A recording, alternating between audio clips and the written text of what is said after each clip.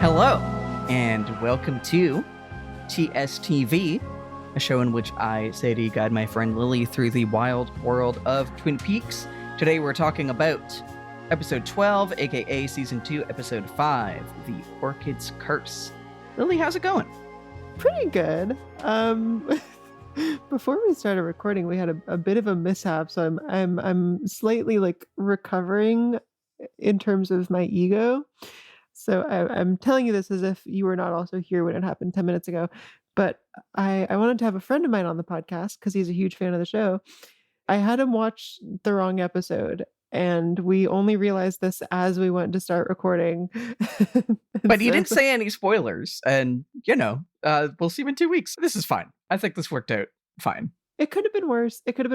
I mean, at least we hadn't already recorded the episode or something, but if we had managed to record a whole episode without realizing that we'd watched a different episode of television, that would have been a feat in itself, honestly. Oh, that'd be awesome. That'd be really fun. Yeah, that aside, I'm fine. I'm super cozy here. It's nice and chilly. I'm under a million warm things. How are you, Sadie? I'm doing okay. I don't know. Listen, you get up to anything? You see anything cool in the last week or so? Oh, I had something, didn't I? What I started yesterday, just because I needed to throw something on while folding laundry. I started Scott Pilgrim Takes Off, the animated Scott Pilgrim adaptation from earlier this year. Yeah, it was fun. I liked it more than I thought I would. Yeah, I'm really digging it. So this is it's animated by Science Saru, who are probably my favorite animation studio. They're based out of Japan, but it is a very Canadian story.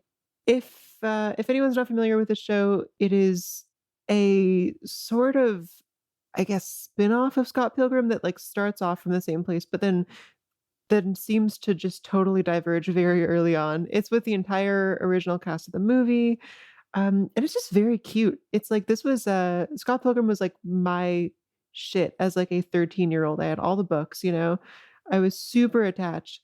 And so revisiting it now, it's a little bit of nostalgic indulgence that I don't usually give myself, but it's been lovely.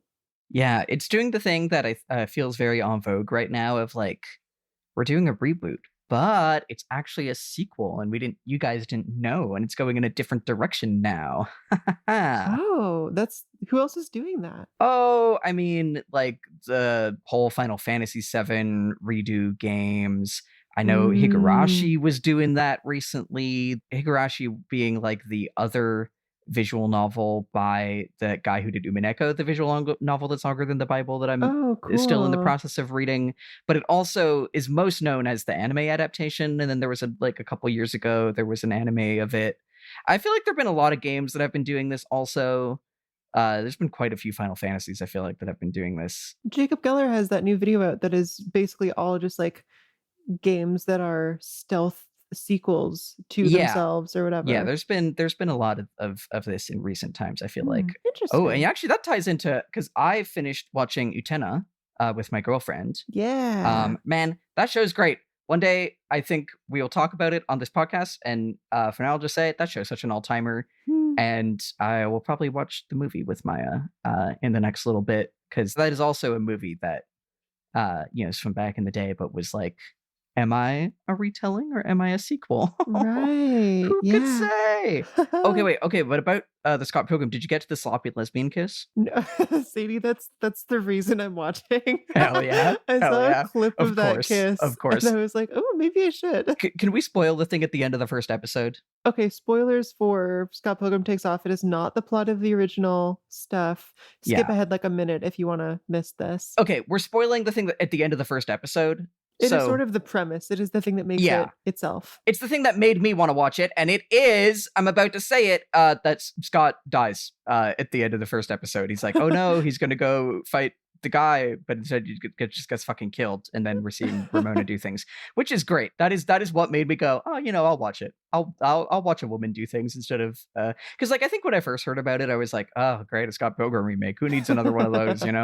But no, it was fun. I liked it a lot. And I think it was the combination of, again, seeing the clip of the sloppy lesbian kiss. But yeah, the animation is great. That was a fun show. Yeah. You know what? You should watch a couple movies or shows from that studio. So they did the Tatami Galaxy, which is a cool anime.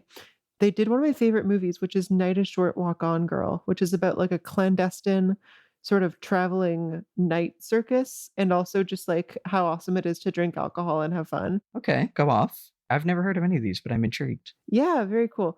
Anyway, yeah, gorgeous show. I'm not totally sold on the voice performances yet. It feels like they don't necessarily like nail every joke. The timing is like a little bit awkward, but I'm along for the ride. Ramona Flowers, I'm rediscovering how much she meant to me as a kid, you know? There's definitely a like kind of voice performance that's like you're on an animated show, but you're voice acting as if you're not, that sometimes can feel incongruous, you know what I mean? Yeah. I'm gonna tell myself for watching stupid baby shit, but I remember when I was watching the Star Wars The Bad Batch.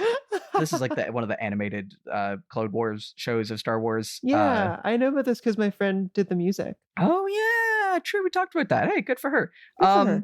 And you know what? Listen, I like The Bad Batch. It's baby shit, but it is what it is. Sometimes you're a baby. Yeah. Like they're all voice acted by voice actors, except for like they had one villain who was voice acted by like the fucking bad guy, black hat cowboy guy from Westworld. You know who I'm talking about? It was Ed Harris. Yeah. Ed Harris. Who's like a real actor and has just been like in a bunch of things. But it was just like the kind of thing where like his delivery as like in this animated Star Wars show is so clearly the delivery of like a real actor who's used to not like over like enunciating everything in the way that you do for an animated show. And it was just like totally. So like the contrast was kind of crazy. My thing that I did was just yesterday I played Mouthwashing, which is kind of the like indie horror game du jour at time of recording. We're dating us again, which is kind of like, it's just a little like 2.5, 3 hour game. Got through it in a sitting. I had our mutual friend of the pod, Mars, over. Some bitches are on a spaceship. The very first scene is like you don't know which character you are because the POV character kind of switches around and you crash the spaceship. And then the rest of the game is everyone's like, oh, we're on this like trucker thing. I won't say too much, but you know, some spoilers for some things that happen in Mouthwashing is like early on they're like, oh, we should get into the cargo to see like of this like space trucker ship to see if there's like food or spare parts or anything. And it's just like thousands of tons of mouthwash, which is great in terms of like we fucking died for mouthwash, and also like the hell of like we're stuck on this ship floating through space and all we have is fucking mouthwash is like a really great piece of horror, you know? That's really good. Yeah. It was fun. I liked it. My official review is really great creativity, could have used an editing pass. It is very haunted by the specter of sexual assault. It is kind of a game whose plot revolves around sexual assault. And honestly, one of my main takeaways, and I was talking about this with Maya because it feels related to Twin Peaks in some ways, that like there's like a real people making fan art of the boys hanging out and being and like haha. Oh, and also making them be gay with each other, because of course. But It's like the boys who their defining relational trait in this game is covering up sexual assault for each other, you know? Oh, Jesus. It's just really, it really reminds me of like when I look at contemporary reactions to Twin Peaks, you know, when they're just like, you know, how people hated Fire Walk with Me and just being really like, yeah, Dale Cooper's so epic and wholesome. There's no way that that he's hiding that, like the fact that he's epic and wholesome is hiding an evil underneath, you know? Wait, is he hiding an evil underneath? Well, just like the town of Twin Peaks generally, you know what I mean? Sure, like I think we've, you know, and I think the fact that Dale is so epic and wholesome is part of that evil broadly, you know what I mean? Yeah, I get what you mean, for sure. Anyway, do we want to talk the woman of the log? Fuck yeah. Let's talk about Twin Peaks. All right. This week, the log lady begins by telling us sometimes nature plays tricks on us. Oh, la, la. Sometimes nature plays tricks on us, and we imagine we are something other than what we truly are. Is this a key to life in general? Or the case of the two-headed schizophrenic? Both heads thought the other was following itself. Finally, when one head wasn't looking, The other shot the other right between the eyes and, of course, killed himself. What the fuck? I know, that's a fun little short one. Weird one. I am gently throwing tomatoes at this one because, like, what was that, man? Well, just the schizophrenic thing and the we We imagine we are imagine something other than what we truly are. My one note I wrote was just transphobic queen. She can say tranny. Oh, you know what? Yeah. I think she can. Yeah. Yeah, okay. I don't know what to make of this at all. How about you? Lily, I'm so glad that, like, you know, I've succeeded at bringing you to, like, the level of comfort in podcasting where you're just like, yeah, just fucking drop the tranny. Fuck it. Anything can happen. Who's gonna stop me? We're not getting sponsors for this show. Yeah. So I was thinking, like, what kind of sponsor would especially sponsor us for saying tranny? But I don't think we want to dwell on that. Folks Health, perhaps, or one of those terrible. Are you thinking like Joe Rogan type shit? No, I was just thinking of like some fucking like tranny porn like company. Oh, listen. No, actually. I just had to think about it for a second. You know, I don't know, duality. There's a lot of duality in this episode. Twin Peaks. Two of them, two of something. Well, there's two. Do you think there's anyone who thinks they are something other than what they truly are in this episode? Ooh, some people seem to not appreciate the position they're in. Like Blackie does not necessarily understand how people's loyalties towards her. There are people like assuming double lives, but we're very used to that. I guess Nadine, right? That is the clearest one for sure. That is very clear cut. Is this a key to life in general? Is such an interesting thing to ask about Nadine. Like, yeah, maybe this is just something that she needs to be going through right now. I don't know. Or like, you know, in general, we think we're something other than what we truly are, and that's kind of a key to life in general. I think there's maybe something there about like the world of Twin Peaks. The town has a self-image, which is not what it truly is, and we kind of like deceive ourselves about who we are, and you know, we perform a different self, and then we start to believe it. You know, sure. There's something there, but yeah, this one is not the strongest. It's not the strongest. I don't know about the two-headed schizophrenic thing. Two other like little back of the napkin theories here. Donna is making some weird moves in this episode that I feel like cannot be justified like by her deep down soul. I don't know about her choices in this one. They seem like a betrayal of the Donna we sort of met. Yeah. And you know what? I'm just gonna throw one more in the ring, which is like, what about Maddy? She's low-key the exact same as Laura. Like she looks the same as her. That's pretty weird, huh? Yeah, that's kind of weird. How did they do that? Did they get another actor that looked like her so much? Yeah, I don't know. I feel like I just got used to that whole thing, but it is kind of in fact weird. And you would expect to see more parallels between them, but they are just totally dissimilar so far. Yeah. Want to hit me with the recap? Yeah. So this one is written by Barry Pullman and directed by Graham Clifford, both of whom I think this is the only episode of Twin Peaks that they worked on.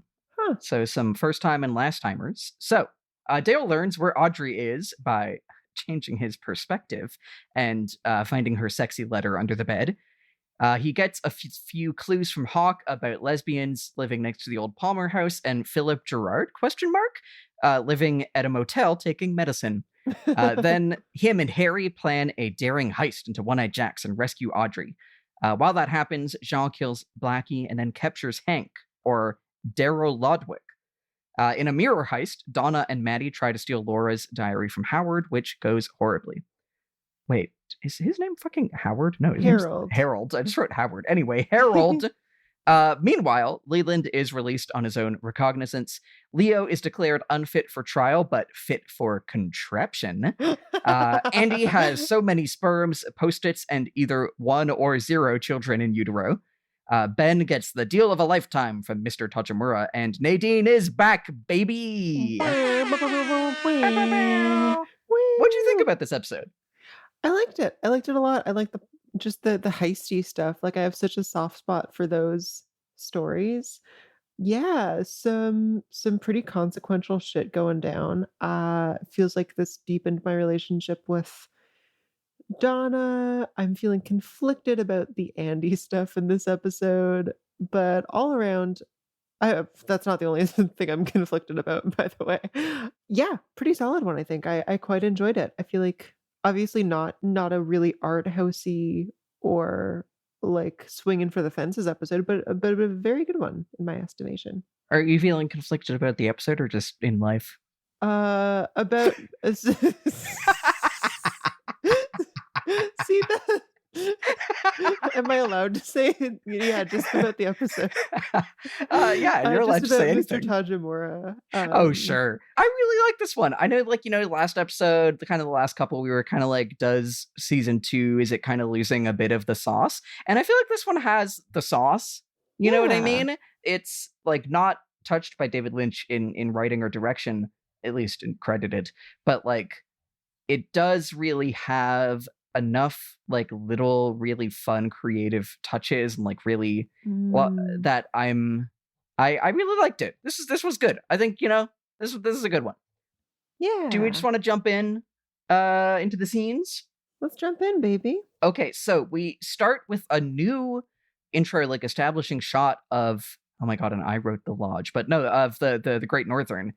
It's Uh, gorgeous. Yeah, there's like crazy, like, yeah, you wrote this otherworldly purple, like sunrise over it that we have not seen before. And we go into Dale waking up by his alarm. He reaches over his gun to immediately grab his recording tape recorder. I made a note that there is a new racist trinket of like, very quote unquote Indian guy in a headdress, which I'm using those words because I feel like that's That is what it is. that's what it's evoking, yeah, the you know what I mean? This cultural- is not trying to be like an indigenous man, Yeah. but yeah. he grabs his recorder and like instantly starts narrating to Diane. He said he was have a dream that he was eating a large tasteless gumdrop, but that actually he was eating one of his earplugs. So good for him. He says still has some pain in the rib from being shot, but that he can move it away into a cul-de-sac in a distant suburb of his conscious mind with some yogic discipline.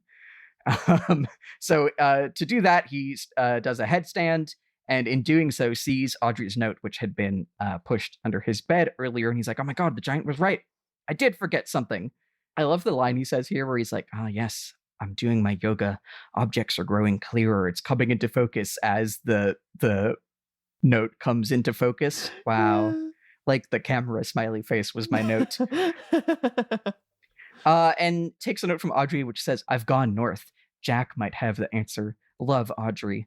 Shout out to Audrey, always delivering her, like, clue notes as, like, a Riddler's clue, Yeah, like, girl, everyone knows what Jack means. You don't need to be secretive like this. I But it know. is a really delightful note. And it says what? My special agent on the front. That's Yeah. so cute. Yeah. I do really love that he finds it by doing a headstand just like randomly right as he's gonna need it, like in a few Yeah. hours. Yeah, it's fun. It's very fun. I love your note that you wrote here about his dreams. Yeah, okay, because he said that he's like not sleeping well. Or no, he has to watch his caffeine consumption in the afternoons because he had this funky, funky dream. And I'm just over here like, dude, you love having funky dreams. It's your whole like professional strategy. Keep chugging the coffee, man. I don't know, like chew the earbuds. I love the idea that he's just like eating he's like a pet with pica, he's just like he's gonna if he keeps eating those earplugs, we're gonna have to take him to the vet. Oh my god. Ah, that's cute. That's cute. God, I was thinking about that time when we weren't sure if my cat had eaten a bit of a rubber band or not, and I brought him to a vet on the South Shore, so like very francophone. And like they're saying like with dogs, there's this like sedative they can give them that makes them puke all the time, and cats, it's like 50-50 if they puke. And I was like, I'm really stressed out. And she comes out, this vet tech, and he's like, we the medicine didn't make him puke, so we spun him. I remember seeing the picture of this. They wrapped him up and put him in a office chair, right? Yeah, it's so funny. We spun him. They're gonna have to do that to Dale. Um, Oh, just crazy. That is like the best of medicine. yeah. Just a good whew. That was my Beyblade impression. Thanks. I love it.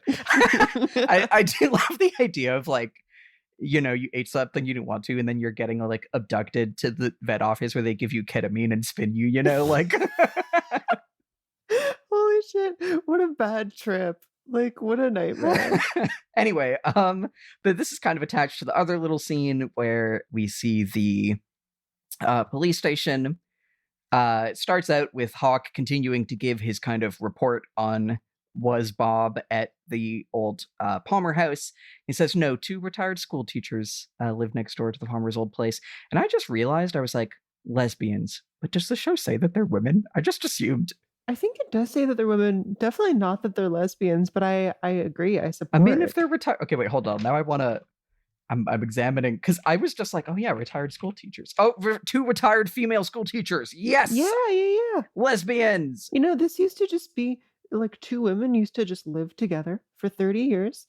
And, like, we're losing recipes, you know. Yeah. This is one that's fine. I think women. I mean, it's nice that we can get married now. I definitely knew women who just like lived together for decades and decades, and like no one really said anything. Kind of love it. Yay for lesbians, but no one knows anything about a gray-haired man.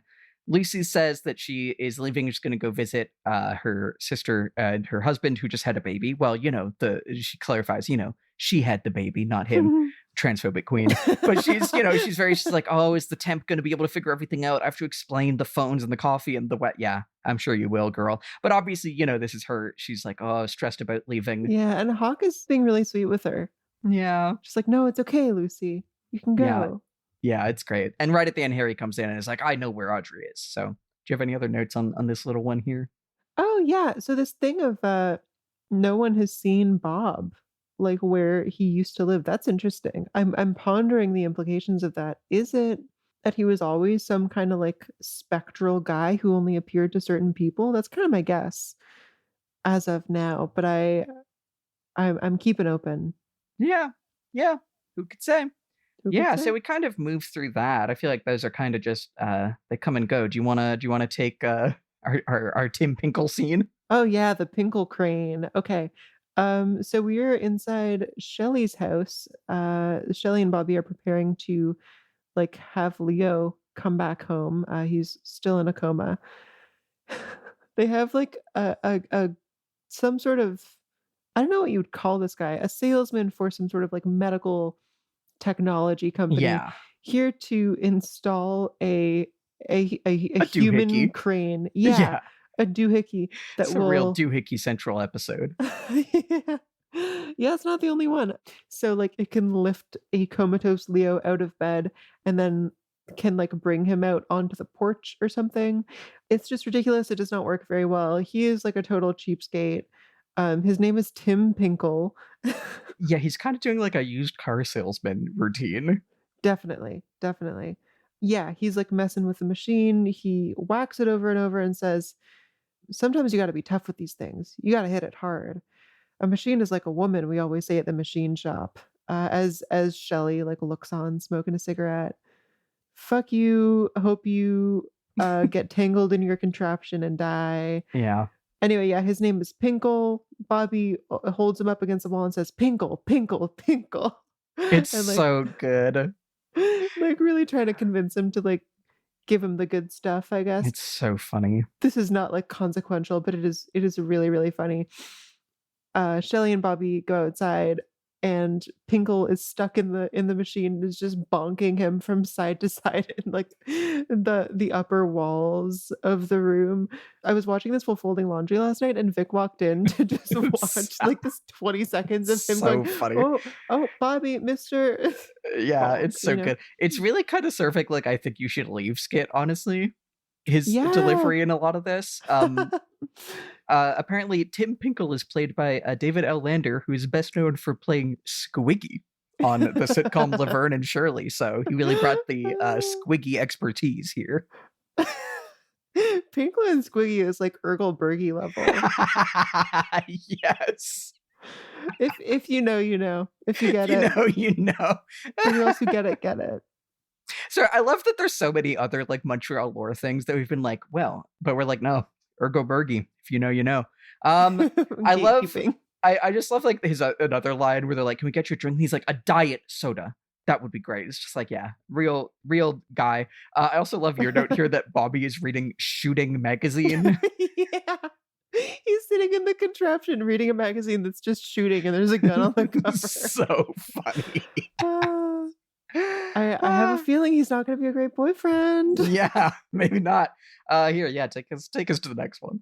Yeah. Okay, we are up in the roadhouse doing court in the roadhouse. Yeah, I guess it's just been repurposed as like they have a town hall anyway, but yeah, they got to do it at the roadhouse, you know? Yeah, it's whatever. This is the first of 2 court scenes in this episode. So this one is for Leland, basically deciding, it's a bail hearing, deciding whether he can, go home as he awaits trial for the murder that he definitely did. Yeah, like confessed to. Okay, so for whatever reason, Sheriff Harry S. Truman is representing Leland as like his defense lawyer. Because I think Leland said he was representing himself. I think it's more just like he's being like a character witness, basically.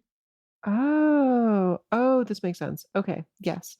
So Harry's like a strategy for arguing for bail is basically saying like Leland has deep roots in the town. His grandparents moved here. His family's been here for over 75 years. And like, definitely this is a defense strategy, feels, racist and like nativist to me. Mm-hmm. It's interesting. I don't know what the show like wants me to think of that strategy. Generally very happy making Harry out to be like a stand-up guy, but interesting to contrast with how the show treats anybody Asian who is in any room at any time, or even anyone who appears Asian, but it holds mysteries. Yeah, so I don't love this, but anyway, Leland is granted bail, which is crazy. Yeah. Okay, I mean, again, we don't love the criminal justice system. Abolition now. I think the DA who by the way is Daryl Lodwick, who we saw take his wallet last time, and I guess still has, as we see at the end. That was the same guy. I guess that's why he was in town. Oh shit. He makes the case that like Leland clearly premeditatedly killed this guy and has been in obvious like mental instability since Laura's death, which is true. He's been doing like every crazy thing basically in the book, Definitely. And then it's just Harry's like, no, he's a nice guy. His family's been here for so long. The community likes him. And the judge is like, yeah, you know what?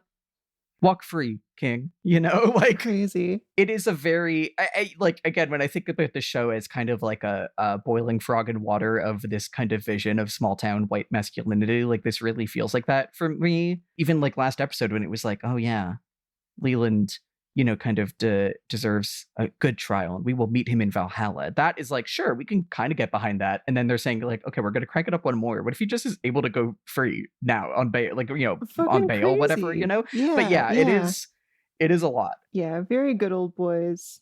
Yeah. My other notes on this, I love Ben like tossing a peanut into his mouth while listening. I mean, first of all, red curtains alert. Ding, ding, ding. Red curtains alert. Yeah, behind the judge. I mean, this is kind of a show trial, right? Yes. There's really no due diligence being performed. I feel like if you are going to be a judge, you're not doing the thing that makes sense. Yeah. Other than that, yeah, Andy is doing a courtroom sketch because he's so he wants to sell it to the newspaper, but he's drawing the back of Leland's head. It's so funny, but honestly, it's a good sketch of the back of his head, Yeah, totally. Courtroom worthy. I love that there's a bit of like Sarah Palmer like trying to watch Leland and kind of has to like peek around like a pillar, like a column that's just like in the room because it's a fucking bar. It reminds me of like all the scenes in Mad Men of fucking Pete Campbell's office just having a big pillar in the middle of it, but like having to peek around it is pretty good. And honestly, I just wrote vigilante justice, yay, because but there is like I think I'm really reading this against the whole Bookhouse Boys, their like vigilante thing against the Renault brother that got killed, and I mean everything else this episode. But yeah, just like the ways that the men in power and like with the law on their side are happy to skirt the law to like help each other out. Feels like we're cranking the water up a degree or two. basically. Yeah, definitely. Even like thinking about how many times they've held teenagers in jail over much, much smaller things. Yeah, yeah. We see Donna going to Harold's, and he opens the door and he's like, "What's behind those deep blue eyes today? Girl, like, were you sitting in here with your fucking glass of wine practicing that shit?" Yeah, insane thing to say. Not even really like a coherent turn of phrase. Like, No, yeah. would what's behind your eyes change every day? I don't know. Yeah, it's a lot. So, as he says, a bargain has been struck. So basically, Donna's like, okay, I want to read Laura's diary. He's like, well, I'll read it to you, but in exchange, or I think maybe Donna proposes it, like, I'll be a part of your living novel and tell you secrets from my life. So, yeah, she strikes this bargain, but then basically instantly is like, never mind, because she like starts telling him, she says, I'm in Twin Peaks. Actually, I was born here. And that's all she says at this point, because she's then like, where are you Yeah. from? And he says, I grew up in Boston. Actually, I grew up in books. Okay, bro. I thought he said Pooks on my first listen. I was like, oh yeah, must be a small town in Massachusetts. That's so funny. I love that. I love the way like he gets out, and this is I think when we see that he has kind of in Donna's words later, a doohickey with a kind of like false bookshelf that he gets this Laura's diary from, and this new one for him to write things about Donna in. And he like writes her name on the cover. It with this and the like a bargain has been struck, it really does feel like he's gonna like put her soul in it, you know what I mean? Whoa. Yeah. So, he grew up in books, and again, I am kind of thinking about this guy as kind of like a metafictional audience surrogate kind of, but it is also like, dude, get over yourself. He's like, what does he say? There's the books, there's things you can't get in books, there's things you can't get anywhere. And she's basically now like, okay, I'm done telling him things about me, let's get him horny now. He's like, well, what if your dreams are real? She's like, and he's really like, oh, I'm looking at her boobs. Yeah, he's totally enchanted. There's a lot in this scene that is unclear to me about her motivation in ways that I actually like, I think. She like has the diary. So she's like, oh, what if we just take it outside? And it's like, come on, follow me. And it's like, well, are you going to exposure therapy him into outside with the power of boobs, basically? And, he goes out and he's like, please give it back. But then he like collapses as soon as he gets outside due to his condition. And I love there's like this weird like harpsichord playing and all this. There's like some new themes for this guy that I really like. Wow. But one, I'm like, what was her motivation here? Like, I think maybe she was like, oh, if I can get him to come outside because he'll like me and then we'll go outside, then maybe we could be together and then we could look at the diary he could like join our trio or something. But then also it's like she has the diary. He's collapsed. She could bring him inside and just leave with the diary. But instead, I guess she gives it back to him and then goes to Maddy and is like, we have to do a heist to get the diary. It's so funny. I have some real questions about her whole strategy this episode. Yeah. Like, I'm a little confused. Why does she want to steal the diary at all? Or why does she insist on reading it? Like, Harold is cooperating. He's very open to working with her. I mean, I think that she wants it because she has the intuition that, he was like, no, there's no answers there. She's like, I'm still being the detective. I think there's going to be a clue there about Laura. But honestly, it does feel in the same way that like the end of season 1, it felt like people were compelled into actions by like the curse of being on a season finale. Sure. And this is a way that like I do like. I think the fact that she is made to act outside of a rational character motivation in order to have another heist. The episode is basically my read, is that she's like compelled by the like force of the camera and like Twin Peaks' need for duality to do a heist so that her heist can be intercut with Dale's heist, I just want to say that is a really generous way to read a plot contrivance, but I appreciate that. I think that's cool. I think it works for me because it's so contrived and it is so, and we'll get into this stuff later, but like Donna in this episode feels very like charmed by the idea of stories and performing. And I think that it also works for me because like there's so much of her storyline and a lot of the teens that are like, they're kind of like jockeying to be the protagonist alongside Dale, Like it felt like that's what Audrey was trying to do, and this is also what Donna's trying to do, and she kind of like wins this episode by being the person who is like directly mirrored against Dale. And if I was watching this as like a non-Twin Peaks show, I would be like, this doesn't make sense from a character motivation perspective. I think because I am bought into all that with Twin Peaks, I am like, yeah, she needs to do a heist because she has this like preternatural, like metatextual sense that is what will have her be the protagonist for this episode, and that is what like being on a TV show is demanding of her to get to be the protagonist and to have screen time in that way. You know what I mean? Mm-hmm. I like that. I do like that. But yeah, tell me your your complaints. Actually, this might be better to get into a little later with the whole, like, I thought you liked him. Sure. We can return. I really like your note here of just Harold is a vampire with pronouns. Instead of catching on fire, he gets really anxious. Yeah, like the fact of being like a very cultured young man who stays inside and just has like a fragile demeanor. It feels like they're setting him up to be some sort of like mythical, afflicted creature, monster, but then when he goes outside, he's just like, oh, I don't feel so good, basically. I thought he might catch on fire or something really freaky was gonna happen, but it's just bad vibes for him. Yeah, and he's like, a bargain has been struck. And I think this is also what makes me feel like he's some kind of like, even he can't go outside, he literally cannot interact with the town of Twin Peaks, right, he's a witness, but he's writing fan fiction or something. I don't know. But there's something there, Yeah, I want to know more about this living novel. Yeah. I don't know what the hell that is, but it sounds very cool. Yeah. So I think best line of the episode is, so Donna says when she's like starting to flirt, there's things you can't get in books. And Harold says there's things you can't get anywhere. It's pretty good. That's fucking great. And then they follow it up with the whole thing about like, but you can dream that whatever. And that doesn't, that's regular Twin Peaks stuff. But there's things you can't get anywhere is such a like desolate, hopeless phrase. Yeah. And I feel like I have heard that the third season of Twin Peaks has this real weariness to it. And this is like the first glimpse of that I've seen. I just really fucking like that line. Of course, also ringing the dream bell of we dream that they could be found in other people. Ding, ding, Yeah, it almost felt a little heavy-handed. Yeah, Donna saying maybe our dreams are real. Damn, that's crazy.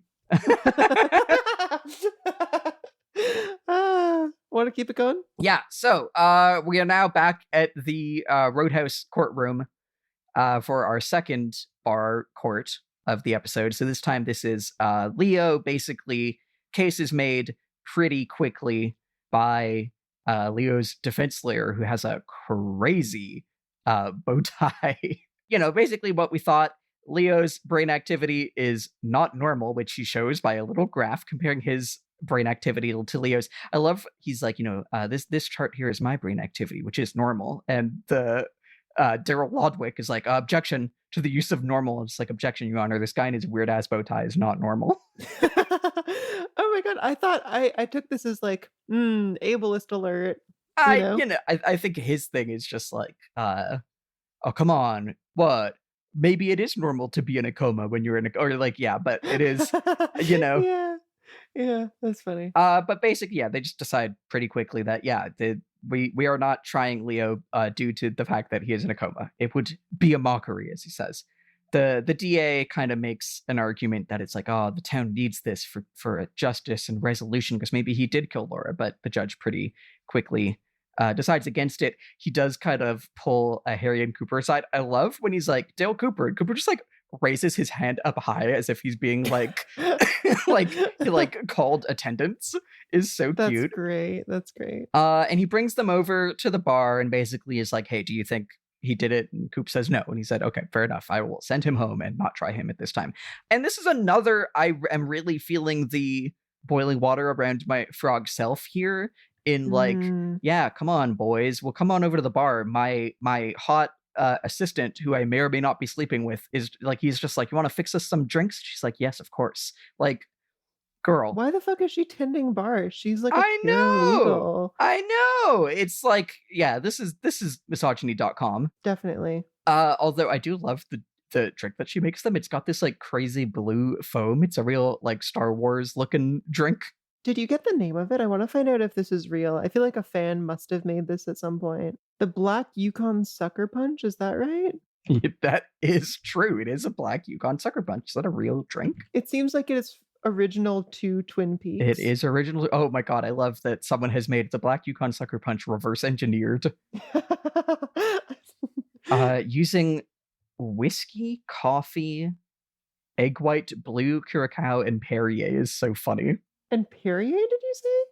Yeah. Huh. Okay. Yeah.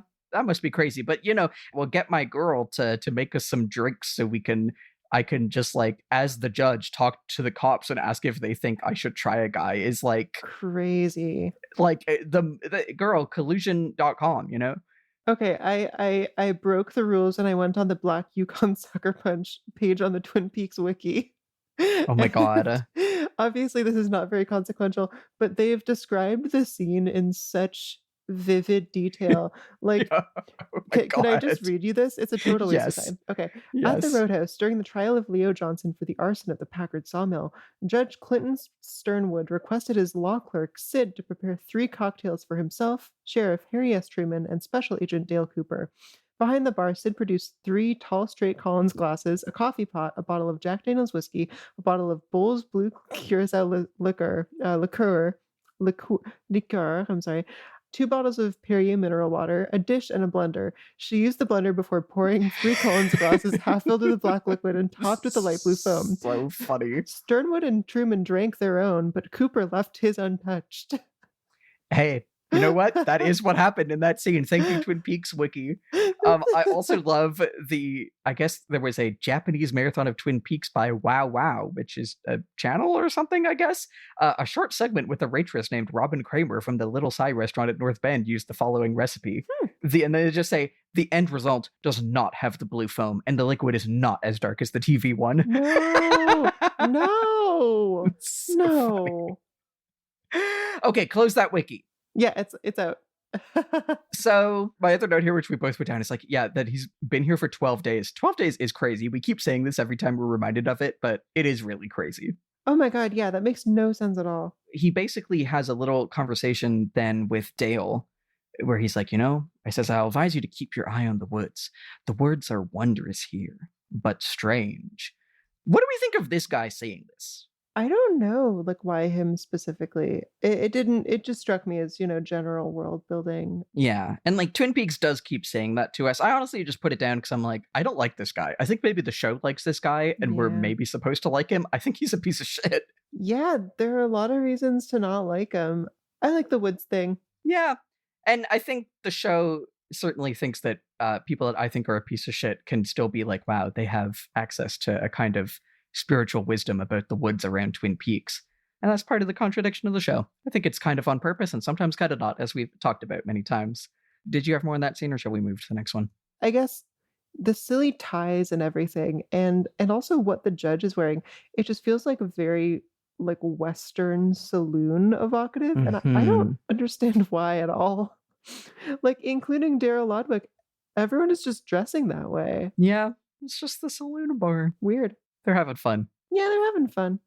They all decided ahead of time, okay, we're gonna do it's free dress day at the court this Friday. Or they all decided the theme. It was saloon. They're like, guys, we're in the saloon. Let's have fun. We'll wear our saloon outfits. Maybe we'll take a picture at the end. It'll be awesome. God, yeah.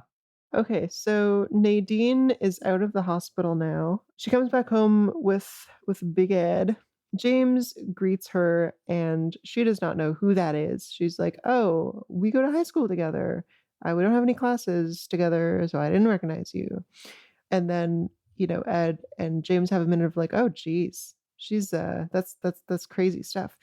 Meanwhile, Nadine is in the kitchen accidentally ripping the door off the fridge. Yeah. She says, I don't know, like it just came off, like it just fell right off. And then there's this weird sort of hype, like really surreal effect for her to like thrust it above her head. Yeah, and, she like moves so fast. Yeah. It's My really note is it freaky. reminds me of fucking Edward in Twilight. Haven't seen it, I'm afraid. Oh man, you're missing out. Well, they have a similar effect for like him just moving really fast. Like it just feels like it's just like for that clip they just like put like doubled the speed, you know? Yeah, definitely. It's really fun. Yeah, the scene ends on this like this close-up shot of Nadine's face just looking right into Ed's eyes with this very intense look while she's holding the fridge door over her head. It's like we're getting like a did her head injury or did her suicide attempt like give her like superpowers? Well, she was always strong. Remember, we saw her kind of like working out on the rowing machine and like bending the arms on it way back. Oh yeah, and also when she was in the hospital bed restrained, she broke the restraints. Yeah. So I think it's definitely more emphasized now. I don't think she was ripping the refrigerator off. Maybe it's like she was strong, but now she doesn't have she doesn't know how to control her strength. She has the teenager's mindset. Yeah, totally. She just wrote Return of the Queen. I love her. Bless her. I also love we have like the opening shot of like the fucking Big Ed's gas farm with like the egg of gas is just such a funny sign. It's just so I love to be reminded of it. Nadine is definitely, I think, in terms of the characters like this, like whenever she's on screen, I'm like, fuck yeah, queen. You could do no wrong. I love her. Oh yeah. I think there is, and this isn't in a positive or negative way, but just like there is kind of like a specter of like trans representation in her, honestly, in terms of like she has gloves and they almost look like big ass rubber gloves. Like it's like, totally. Or like she's wearing 2 pairs of gloves. And like when she goes off to the kitchen, she's kind of like, la, la, la, la, la. Like there's a real sense of like this delusional girly femininity. Yeah. Betrayed by big hands and terrible strength, you know? Man. Honestly, it's the kind of thing where I see that and I think that there's a read on that being like capital P problematic, but I'm allowed to in this moment just say go off queen. I love her. Oh yeah, Slam. It's not her fault. Yeah. I think I am having enough fun with her that in the way where our next scene will be a fucking Mr Tojamura scene, and that one I'm like, I can't have fun with that. That is no good. No, definitely. But because I'm allowed to say tranny, I'm allowed to watch Nadine have this like vaguely like specter of trans misogyny, like femininity, and be like, you know what, Queen Slay? Yeah, I love it. Yeah. Without a doubt. Speaking of the next scene, do we want to jump in there? Let's do it. I see you have a confession. I do. Okay. Girl, I tell you gotta stop looking up things on that wiki. Okay, this wasn't even the wiki. Don't even look up the drink. No. Okay, well, I did not cross that line. Okay, so here's what happened.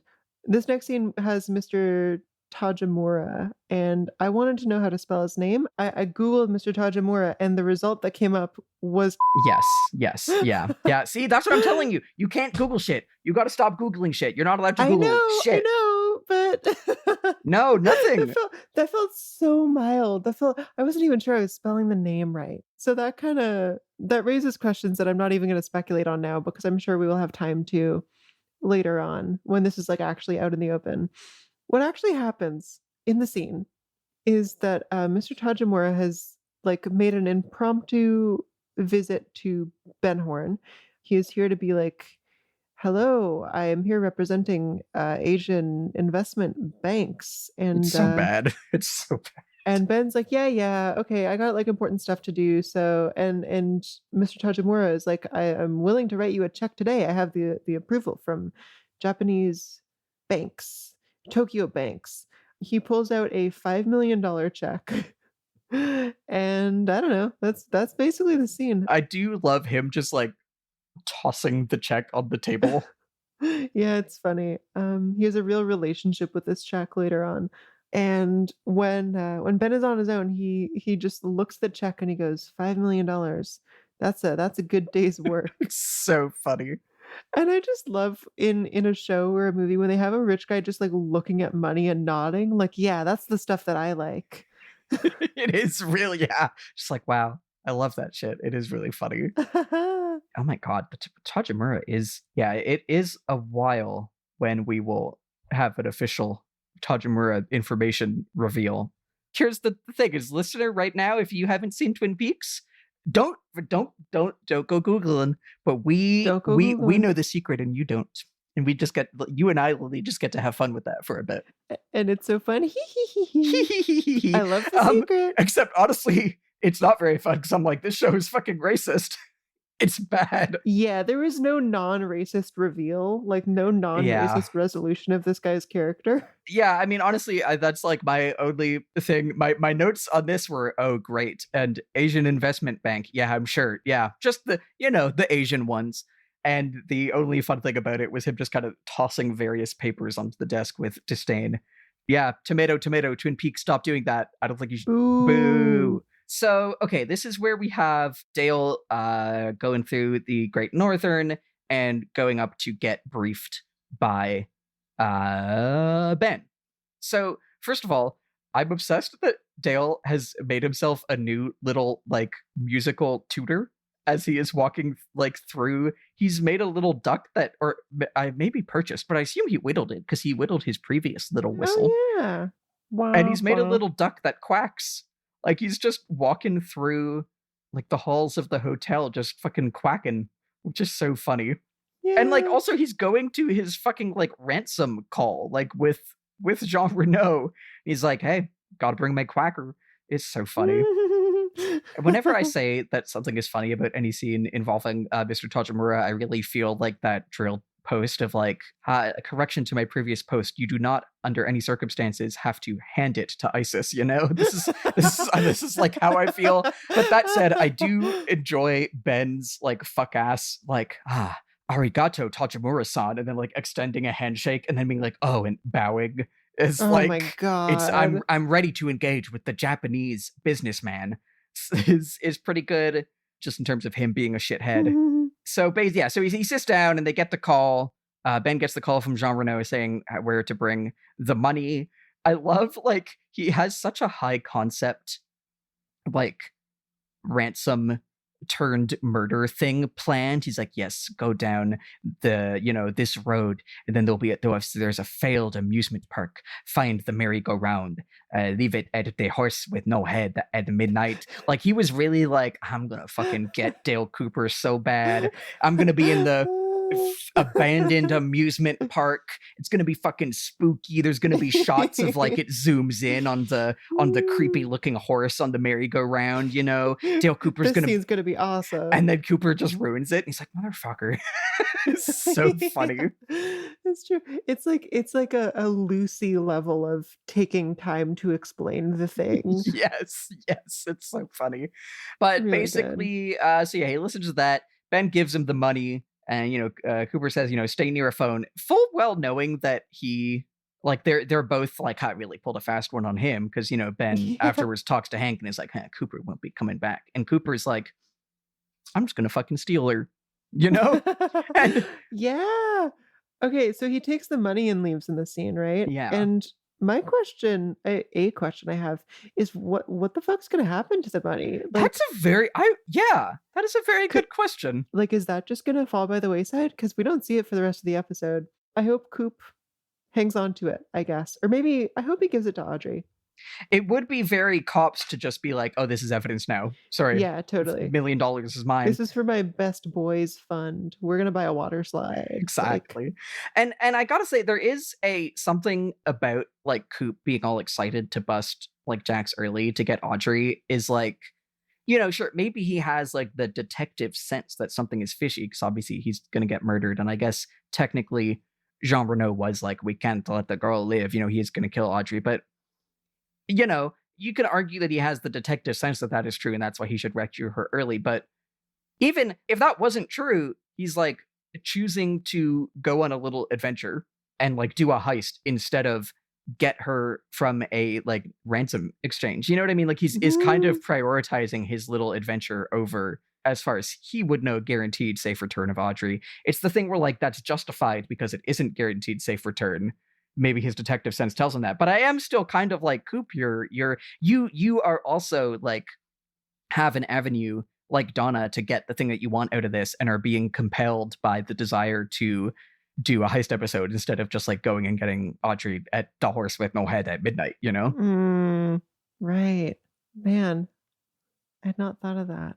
Yeah. I love to be critical of Dale Cooper. Yeah, for sure. And speaking of heists, so we're really getting into it. We have a little scene of Maddy and Donna, and they've like drawn out a floor plan of Harold's home.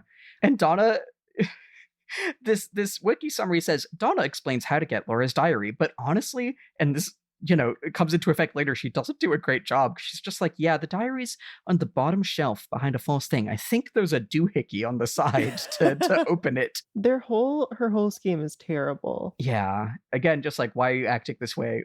This is such a weird heist. You're being compelled here. Sure. So Maddy saying to Donna, like, I thought you liked this guy. And Donna hesitating for a second and going, I do. Rough. Yeah, I believe her. I think they are meant to have genuine chemistry here. This makes me sad. It's like she really is like using him here, and again, I don't understand why. I don't think it is like well reasoned. I think honestly, if I have like an in character like psychology read, like, I love my little metatextual where she's jockeying to be the protagonist, but I think that there is something about like her relationships to everyone have been trying to recreate a relationship with Laura, basically, in some way, like her whole thing of like jumping in with James was about like being able to like access the memory of Laura through James.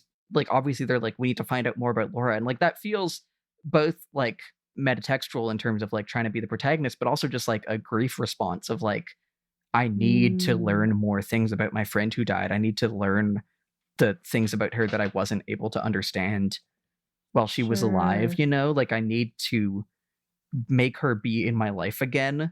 And that the only way that she can see that is by like learning all the clues and of like having this like kind of romance with James that is just like orbiting around both of their grief of Laura, And in that sense, like I can read her like character psychology as like aligning with this in terms of like she does like this guy, but the fact that he has Laura's diary is more important. And I think there's something about like she doesn't want to have him read it to her. She wants to have it for herself. Having to do this kind of like exchange and have him read it to her like isn't, although it kind of does later, but like it doesn't feel to her maybe like that is going to give her the access to Laura that she wants, Yeah, it's true.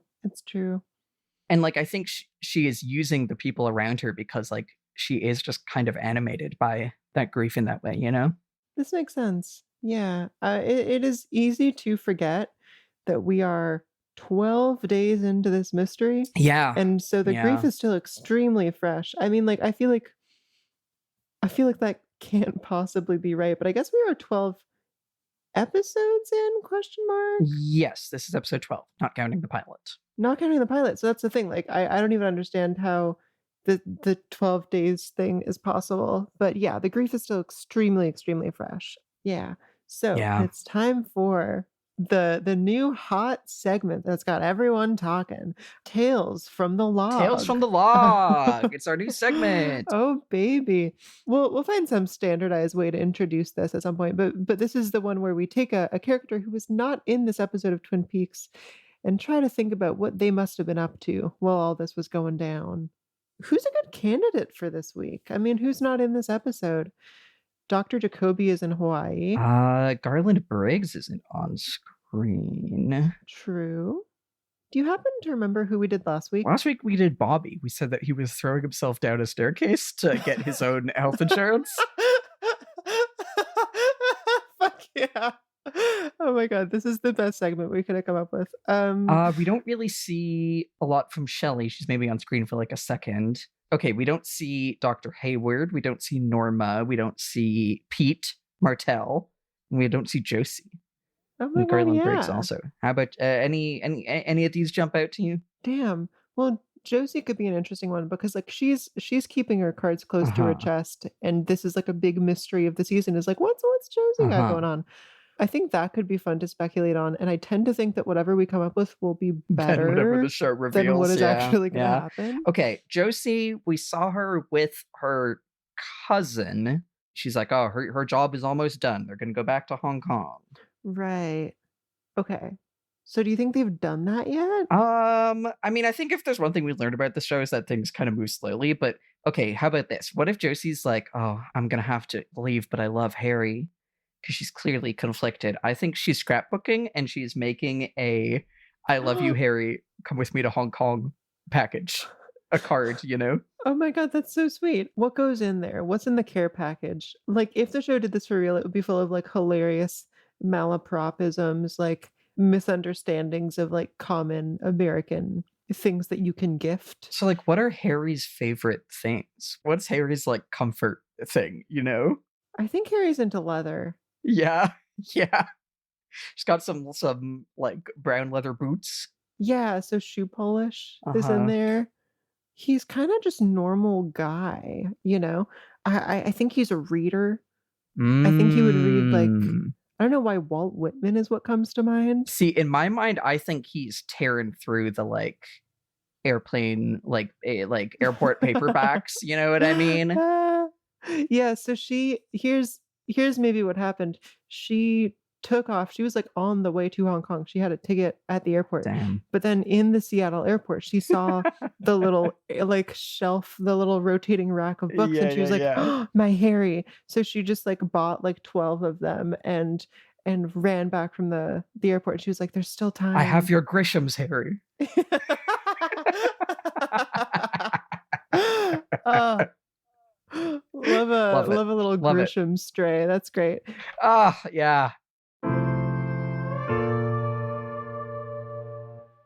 Beloved, darling, precious listeners, as well as any foes or rivals who may be listening, I have a big scoop for you today, which is that we have just done a new bonus episode on the bonus feed that is covering David Lynch's phenomenal film, Eraserhead. I had never seen this movie before. Sadie saw it like a million years ago, but we were both basically coming in fresh to David Lynch's legendary black and white debut feature from the late 1970s. It was filmed over the course of, I want to say, 6 years. And oh my God, it's just phenomenal. If you go sign up to support the show at tstv.show right now, you can listen to this episode. You can also listen to it later if you want, alongside our entire bonus series called TSTV DVD, in which we review one movie a month that is either by David Lynch or that influenced David Lynch or influenced by David Lynch. We're building up a solid backlog at this point with a nice mix of modern, like indie gems and classic movies that David Lynch loved. If you're a fan of the show, please consider throwing a few bucks our way so you can get these bonus episodes and like seriously just make the continued release of the show possible. Thank you so very much. And now back to Beaks.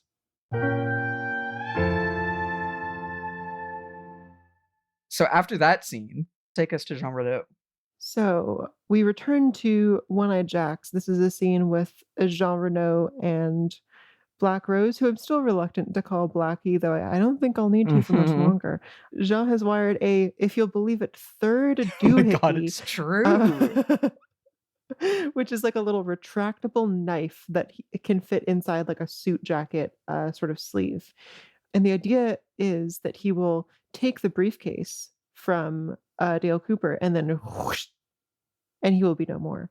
Okay, also, but he told Dale Cooper to leave the briefcase at the horse. So yeah, right. And it's also, you could just shoot him with a gun. You just shoot him with a gun, my man. This is great. I mean, yeah. They discuss their intention to kill Audrey. They have like a tray of stuff laid out, which is like a syringe, one of those things that you like wrap around an arm to like concentrate the blood, I guess. They have like little baggies of drugs, and they have a strawberry. Holy shit. You have been eyeing just like the food symbolism through this whole show. And the strawberry is as strong as it gets. I mean, so he tests out his little new blade by like piercing strawberries with it. It's so fun. His fucking Assassin's Creed ass. Yeah. It's fucking cool. Strawberries, a sensual fruit. One-Eyed Jacks, a place of sensuality, but also violence. I think it's a very effective little microcosm to have the beautiful fruit and then whoosh. I kind of laughed because I was like, the strawberry on the tray where everything else is like drug paraphernalia is like, this is a moral message about how strawberries are addictive. We need to get our kids off strawberries. They can't be trusted. That's really good. And then what? I guess Blackie leaves and her sister Nancy returns. Mm-hmm. She and Jean are also conspiring about something. I don't understand really. I think it's to kill Blackie. I think she's like, Yeah. I've waited long enough. I mean, because we know that they're dating, and so my guess is that it's like, oh, when you kill Blackie, I'll be able to take over One-Eyed Jacks or something, you know? Something like that. Yeah. Like whose camp he is in is extremely confusing to me. And also, like Yeah. primarily, why do any of them want Audrey dead? What is the motive for that? Like, don't you then lose the ransom money? I don't know. I guess it's a take the ransom money and kill her so that she can't identify you is the idea. Sure. Can't testify, whatever, but this is all definitely kind of contrived. I do love when Nancy, Blackie's sister, comes back and they're kind of talking, and he's kind of like he has a knife that he is drying up her thigh, and they kiss. She says, Audrey is sleeping and dreaming of fishes and dark lake beds and tangleweeds. I also just love like when he's practicing with his retractable blade. He's like rehearsing, like he's like, and then I'll say, Cooper, hand me the briefcase, and then whatcha, and he's like, yeah, you got to get your line delivery right, It's so funny. But yeah, honestly, this is just kind of setting all that up. Yeah, good scene. Oh, this next one. Oh my god. Oh, this is so funny. Okay, what is it? The can-do girl never showed up to man the desk, to woman the desk at the police station. Wow. And now the desk does, after all, need to be manned. So Andy has taken over because, like, does that guy do any police work? I'm not convinced. He is on the phone. It is going disastrously. He is covered in Post-its. Everything is covered in Post-its. He places a call to ask about his sperms test. Yeah, his Siemens analysis. And he like really struggles to like write down what is being dictated to him. He had a oligospermia, but he doesn't anymore. And there's that. Oh my god, there was that great line. Do you remember what it is? There's many. Which one are you thinking of? I think I love this scene. The whole house or the whole boat or whatever. I'm a whole damn town. Yeah. It's so good. So he's learned that he's not infertile, which means that the baby actually could be his after all. Oh my god.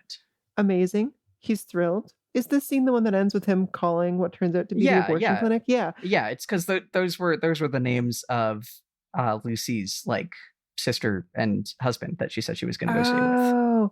Oh my god. Oh, this is just coming together for me. Okay, she said that she was going to stay with Gwen and Larry.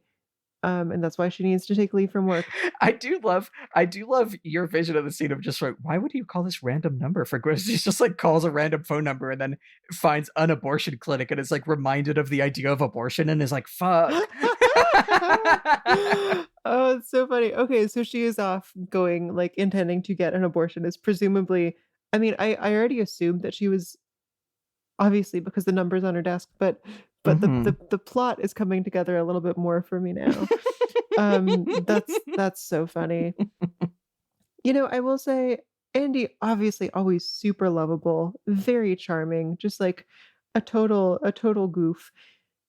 But I think I actually connected with the dude more in those early episodes when he just like could not hold back from crying. Like that was a character where I was like, oh my god, he really brings something to like.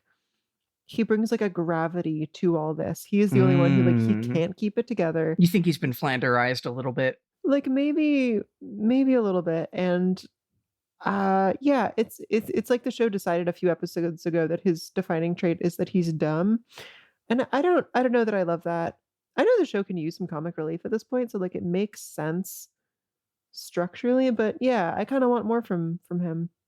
I kind of agree, but I do love every scene that he is in doing that. And like, I'm sure that we'll get more of the like earnest emotional Andy also. And like the show has kept giving us that, him standing up to Arnold, Is his name Arnold? I don't know who Arnold is, so I don't think so. who's the fucking the slick FBI guy who's rude?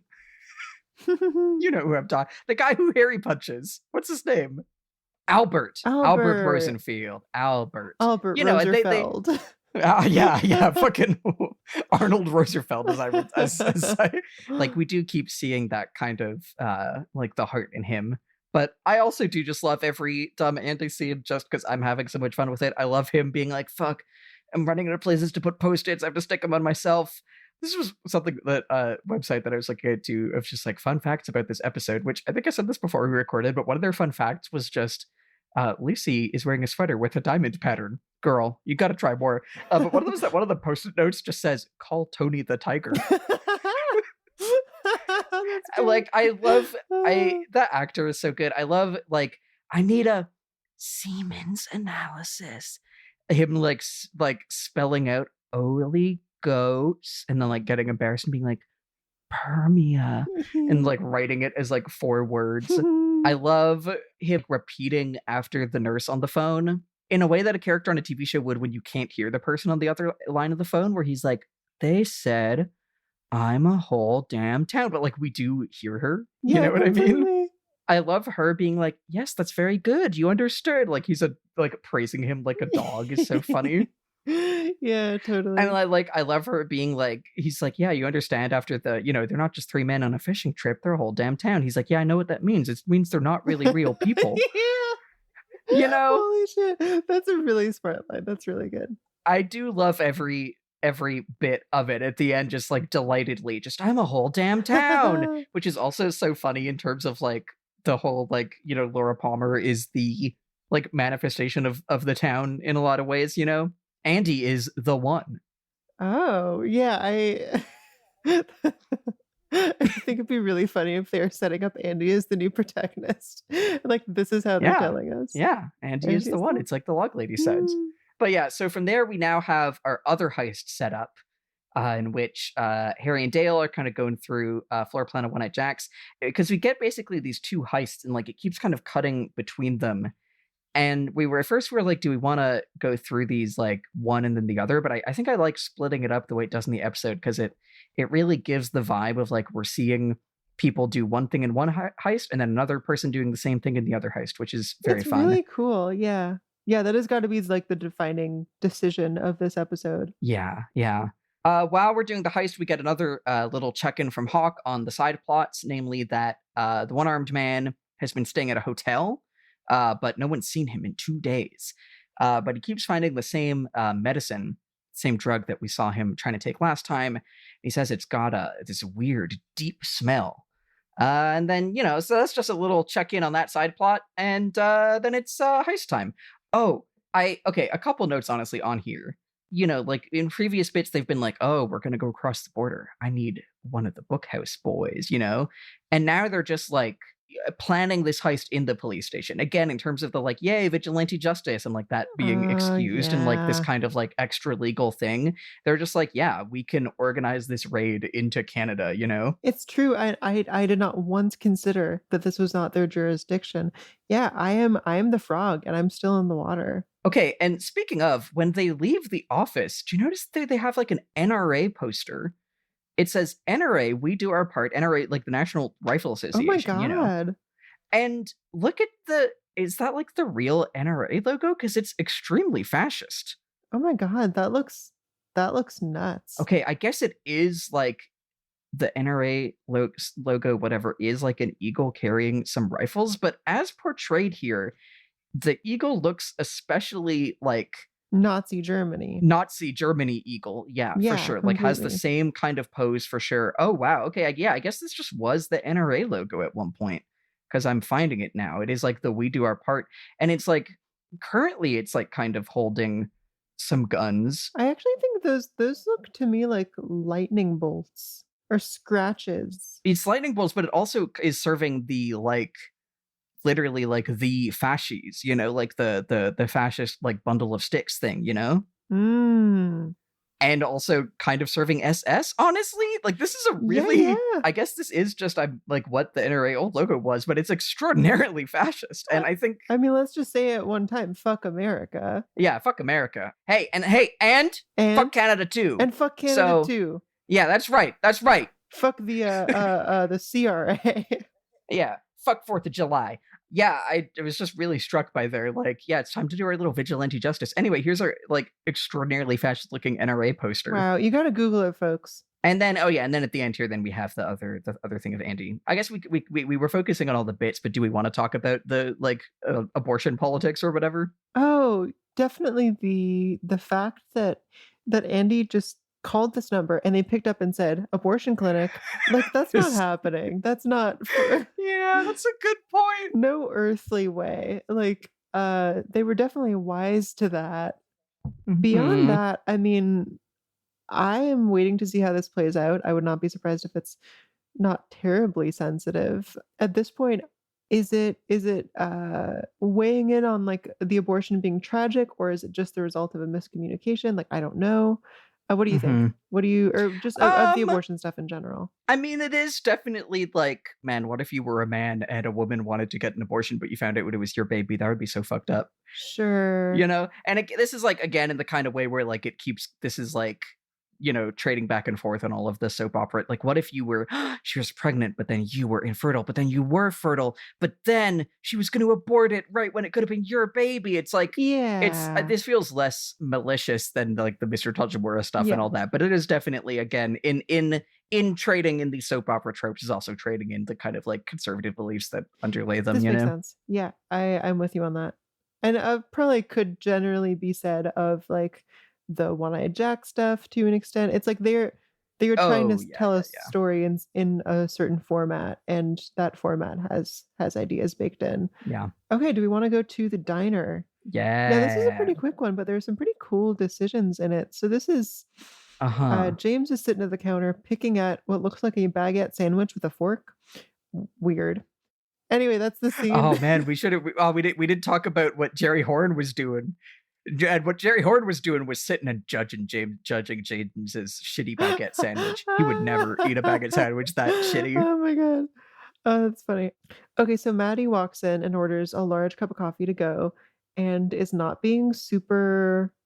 She's being like cordial with James, but there's a distance there, of course, because she is about to go do a murder mystery scheme without his participation. James can tell that she is lying about where she's going and why she needs the coffee, but you know, there's nothing he can do. She takes off.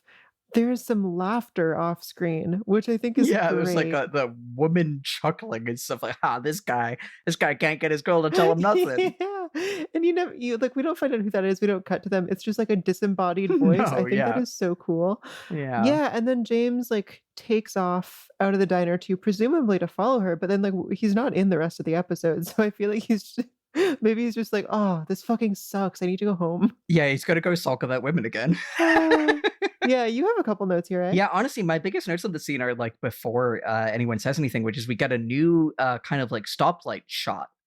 Or is this new? Maybe we'd seen this one in the pilot, but like of a bunch of the several stoplights, which every time we see that, I'm like, oh, hey, it's that again. And I really love, we see the outside of the double R and the double R diner sign in neon, and it's has kind of like a neon buzz sound effect in a way that I think maybe we've seen this for Double R before, but maybe it's only been for the Roadhouse, but at the very least... Definitely for One-Eyed Jacks. Yes, One-Eyed Jacks and the Roadhouse are which I guess is the Roadhouse's legal name is the Bang Bang Bar, because that's what they keep saying. It's legal name, it's dead name. There's just this bit here of framing, and it just kind of comes and goes, because then the scene just kind of comes and goes. But of this moment of like framing the diner with like the stoplight, which we keep associating with like the ominous Laura's murder, and this like double R diner neon sign, it's just suddenly being framed in ways that only the Roadhouse and One-Eyed Jacks have been, is interesting. You know, like we talked about, it's kind of like the Roadhouse is like the like BioWare like evil points bar. Double R is like the good side points Paragon diner, but it's now there's like some of the signifiers of the like seedy underbelly places are being applied to it. It just kind of struck me. It comes and goes, really but good. It was neat. Yeah, thanks for calling that out. I want to make a note on the stoplight thing, because we've seen so many stoplights in the show. And usually I feel like, okay, this is a little interstitial or it's for atmosphere. Here, I actually feel like there is a fairly literal read, which is The significance of the stoplight in the pilot was James was on his motorbike with Laura. She hopped off at the red light. That's the last time anyone saw her alive. Here we have Maddy going off to do this like dangerous clandestine plot without James knowing, and he cannot, sway her in any direction. And then they do not reconnect for the rest of this episode, Oh, I like that. Parallels, methinks. Yeah, that methinks. Yeah, no, I hadn't clocked that, but that's great. I love that. And speaking of, do we want to get into the beginning of the heist here? Yeah, please hit us. Okay, because I love this scene. I think this is the big scene of the episode for me. So we have Maddy, who is with her coffee to keep her warm, I guess, is like hiding out in the bushes watching Harold's house. And Donna is inside. Honestly, again, in terms of like, girl, Donna, what are you doing? It's unclear to me what her plan is specifically, because she's just kind of like, I'm going to get him into the, I'm going to tell him my story and then like seduce him or whatever. And then we'll get there later, but like he ends up just kind of running off to be embarrassed. And that's when she's like, okay, come in, Maddy. But like, how was she going to know when it was? Anyway, it was kind of a funny plan. But so she's recounting a story of hers with Laura. And they're saying, we're 13, 14. We put on our tightest, shortest skirts, too tight. Laura talked me into it. We're going to the roadhouse to meet boys. And they were 20. And that's the point where I'm like, okay, yeah, this is, one, it is danger. And two, like the way that she's revealing it now is just kind of like a memory. And I think really says a lot about, again, like the idea of Twin Peaks before Laura's murder as like bucolic or whatever. And like that Donna totally. as even being Laura's like innocent friend and whatever, there's a real starting like peeling back here, Absolutely. So, they said they're 20 and they're nice to us. They make us feel like we're older. Rick asks if we want to go to party. Laura says yes. I feel this knot building up in my stomach. But when Laura gets in the truck with Rick, I go anyway. They go to a stream in the woods, full moon. It's pale and light out.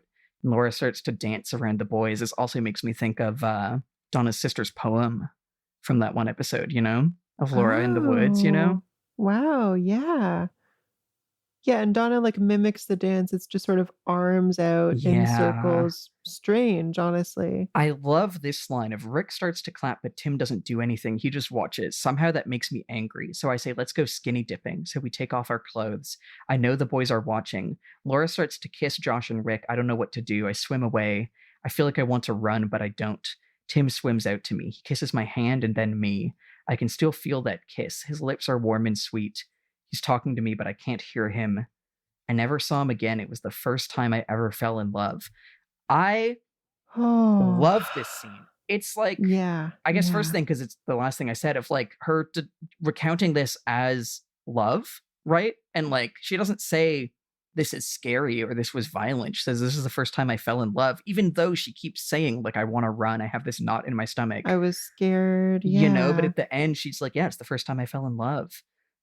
And there's this great shot at the end of like the cigarette ash falling off her cigarette, like onto the chair. Oh, yeah. And I'm also like her getting mad at Tim just watching as opposed to clapping at Laura dancing as like a audience, and like are you just watching? Are you appreciating? And then just like this really makes me think honestly of all the things we were talking about with the like recording of the bird doing an imitation of Laura, where like she's telling this story and like performing a memory of a story about watching and performing. And then she's like also doing this as a performance for Harold to like definitely. And the playing up the like it was the first time I fell in love feels very like, yeah, because she knows that like, playing into his emotions in that way is what will help her to like do this heist. And like there's even maybe something there about like if this is the way that she thinks she can get close to Laura, like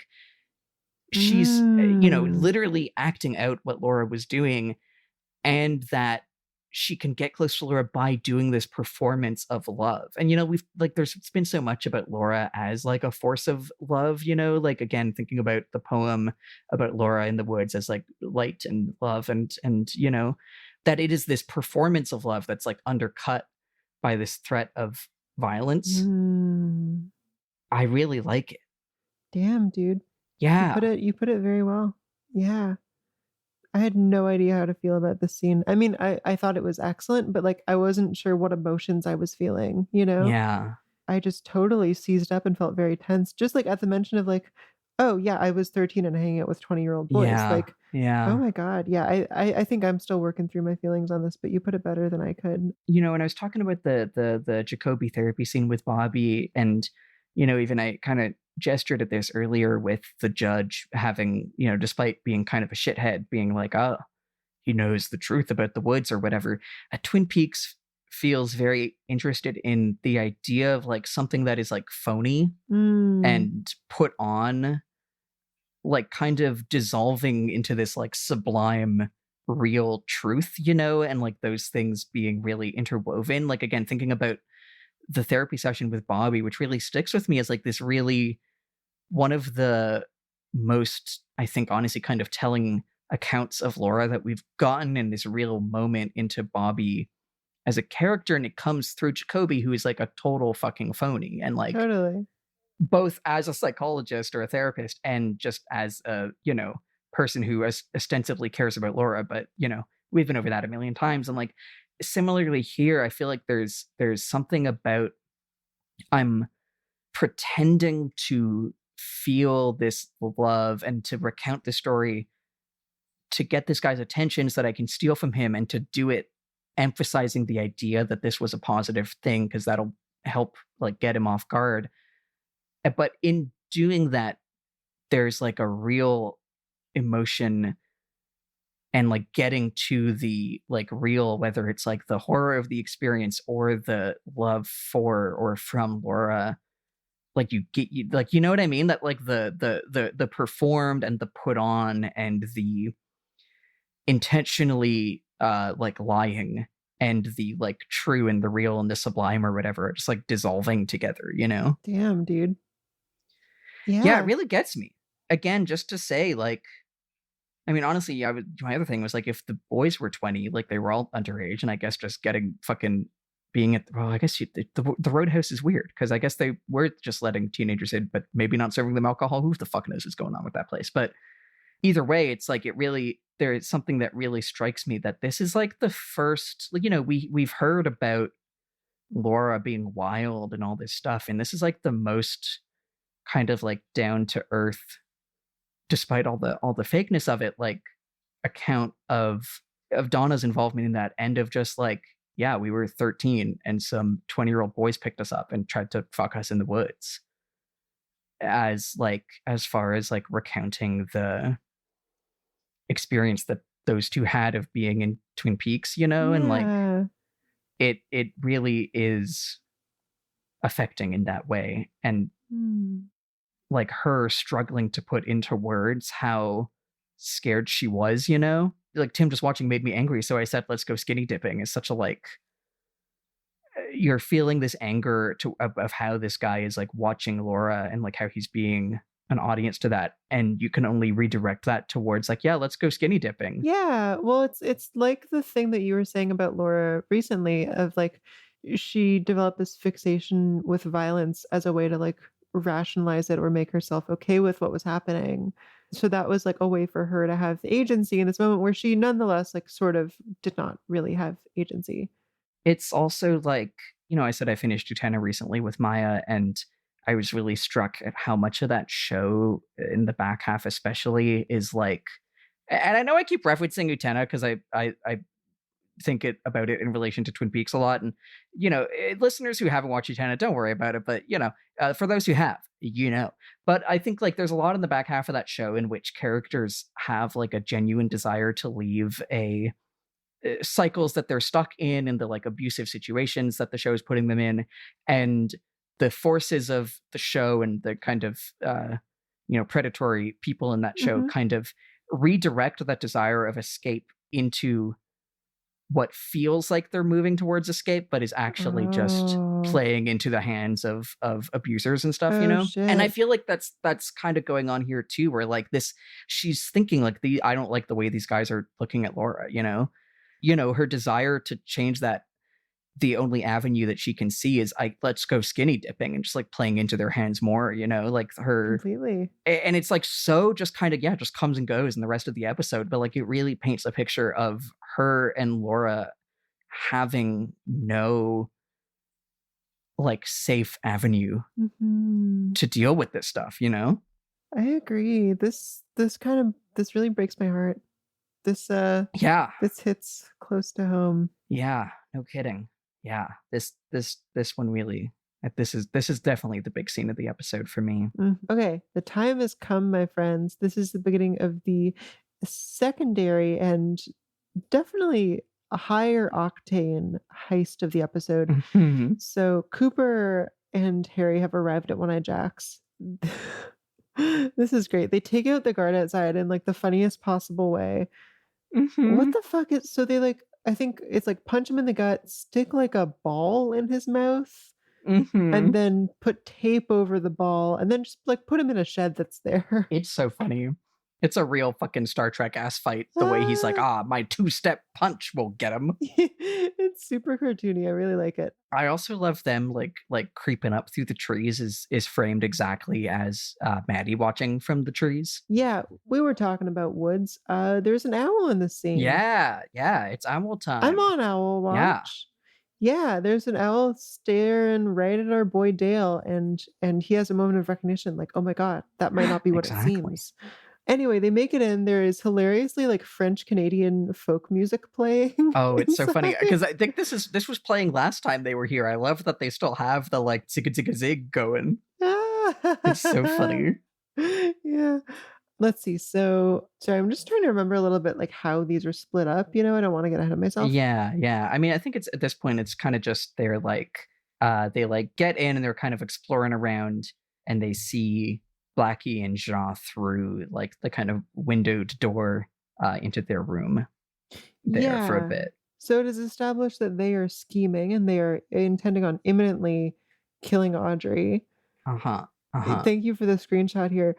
A sign that says future Tiberian baths with like so funny Greek sort of I don't even know, man. Like a carving. And it's all okay. There's so much going on here. One is just like, whose fucking idea was this? Like, was this Jean? Is this Blackie? Is this Ben? You know what? This has got to be Ben Horn. You think Ben is trying to rebrand? No, because I think Ben Horn has exactly the kind of like idiot maximalism to be like, okay, so our French Canadian casino themed brothel is doing great. But what it needs is some Greco-Roman baths.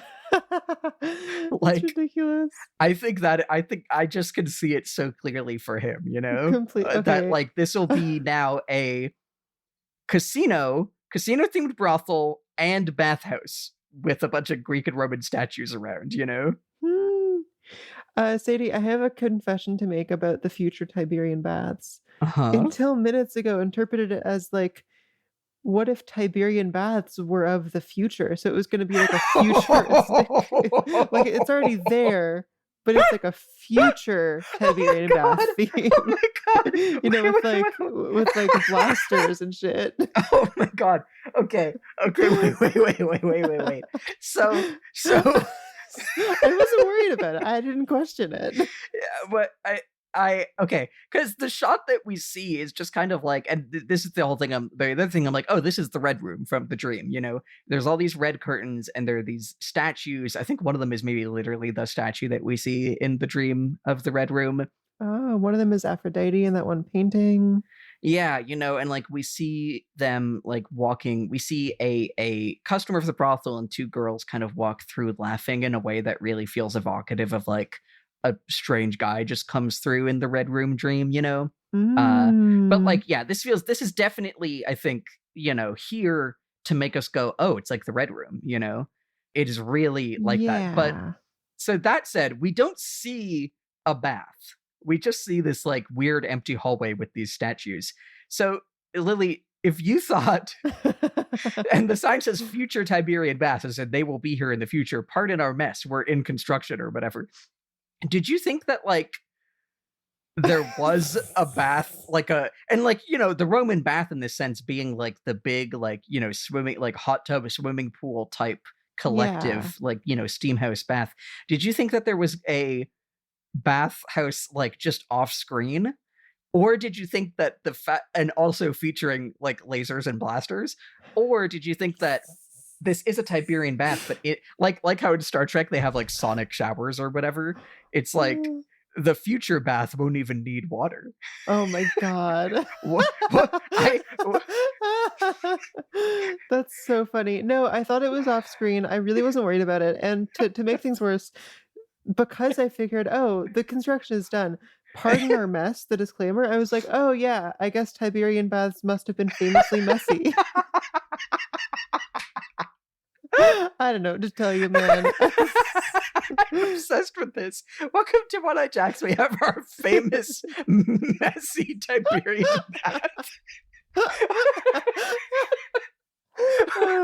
of the future.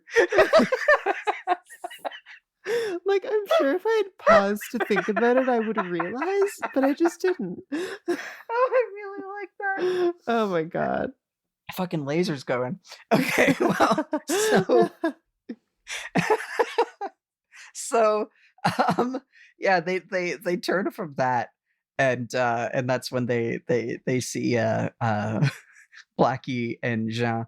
I love like the decor as they walk through is still like it is a totally different place. Like they definitely, like, we noticed the redesign in Audrey's room from season 1 to season 2. Yeah. But like even the hallways here, like it's all darker and more like densely floral than it was when we came here in season 1. It's true. It just generally suits the mood better. I mean, before we knew what was up with One Eye Jacks, it was like, oh, zany. They all dress in like themed costumes. Those are also gone. Especially highlighted by the future Tiberian baths, that like it does kind of compare it again to the Red Room in that it kind of feels like a dream place, like it is. TV shows change their sets from season to season, but there is also, I think, a real sense of like this place is like transforming to like fit the atmosphere. And even like this is a scene from later on, but like that I'm screenshotting into this bits in the notes, but like when we see Dale coming with Audrey afterwards, like the hallways are all at like weird angles, like this weird intersection of like 3 hallways in this shot. Yeah, feels like a labyrinth, and in this way feels like One Eye Jacks is like taking on the like labyrinthine dreamlike traits of the Red Room, although I guess we've only seen one room in it, but you know what I mean, there's a real sense of like that this place isn't real. It's always shifting. It's like it's just so like visually bold, especially the floral wallpaper, that it's like it's disorienting. It's hard to tell which way is which. Yeah. Very effective, very cool. And then, yeah, when Harry spies through at Blackie and Jean, I love that they're just sitting there with like Dale paused on the TV, said, for him to be like, oh, they know about Dale. And I think, Blackie's saying like, what can she do for you that I can't about Nancy? And he just goes, well, something new, which is, the classics of men, but also feels a bit like TV show. We always want a new thing, Sure. Part of what was going on in season 2 of Twin Peaks was people being like, we need to find out who killed Laura Palmer, resolve it. And David Lynch wanted to keep it going forever, because they want something new, Right. We cut back then from there back to Maddy and Donna heist. I love basically like Harold is showing her his orchids and telling us that it needs to have the right balance of humidity, balance, duality, alert. Whoa. I love the shot of Donna's like eye through the little magnifying glass. So cool. Really, really fun. I love him being like, this part, it's the delicate labellum. Okay, yeah, show her the pussy flower, boy. It is, and they're both fingering it together. Like this is so sensual. Yeah. I love it. And like I love the little musical theme playing here. I forget if it's new, but there is another kind of little theme here that I don't think we've heard before, but I really like it. And I love that he kisses her in the same way that she recounted the kiss. He like kisses her hand and then her. Yeah, right? Yo. That's what I'm saying. This is why this is really making me think so much of when I was like pogging at the like recording of the bird doing an impression of Laura, because it's like so like he is putting on a performance of what he thinks she wants based off her performing that and emphasizing it being something that she liked Yeah. in order to like get him in there. And it's just like it's performance and imitation all the way down, you know? Oh my God, dude. Yeah, Nice. right? Yeah, I really Nice. like it. And then, you know, so they kiss and then he just kind of like runs off to be like, presumably like go into the bathroom and be like, fuck, a girl. And then she goes over to the window and flashes the flashlight to signal Maddy to come in, which is really like, was that your plan, girl? Come on. It's a terrible plan. And okay, I've been holding my tongue. We'll get to it. Okay. Well, yeah. So take us back to Dale getting Audrey here because we keep cutting back and forth between the two heists. Yeah. Okay. So Harry at this point is sort of posted up, just observing what's going on with Jean and Black Rose. Cooper has continued walking through, and he has found Nancy, who he like basically restrains and has her like bring him to Audrey. Audrey is like pretty out of it. She's laying on a bed all tied up. Nancy tries to kill him knife style, but it does not work because Cooper has powers such as looking in a mirror. So he like incapacitates her with like an actually very gentle little tummy punch and grabs her knife, frees Audrey, hauls her like a potato sack out of there. So yeah, here again we have like Dale and Maddy like immediately echoing, like paralleling each other. They're both like sneaking in, you know? Yeah. I love that like Dale's like, you know, I can have a little violence against women as a treat. And like he just sees her and like instantly grabs her and is like, oh, you're not dressed in the slutty cards outfit, so I know that you're a perpetrator and not a victim. Woof. Yeah. You know. That is unfortunate to think about. Yeah. Nancy has an interesting line here, which is I forget exactly what it is, but essentially like I didn't have any say in this. I'm even something like I'm just meat to them, something that likens her more to a victim. It says it's not my idea, okay? You're nothing but meat on a hook to these people. Yeah. Which I don't actually know what that means for Nancy. Like what is it?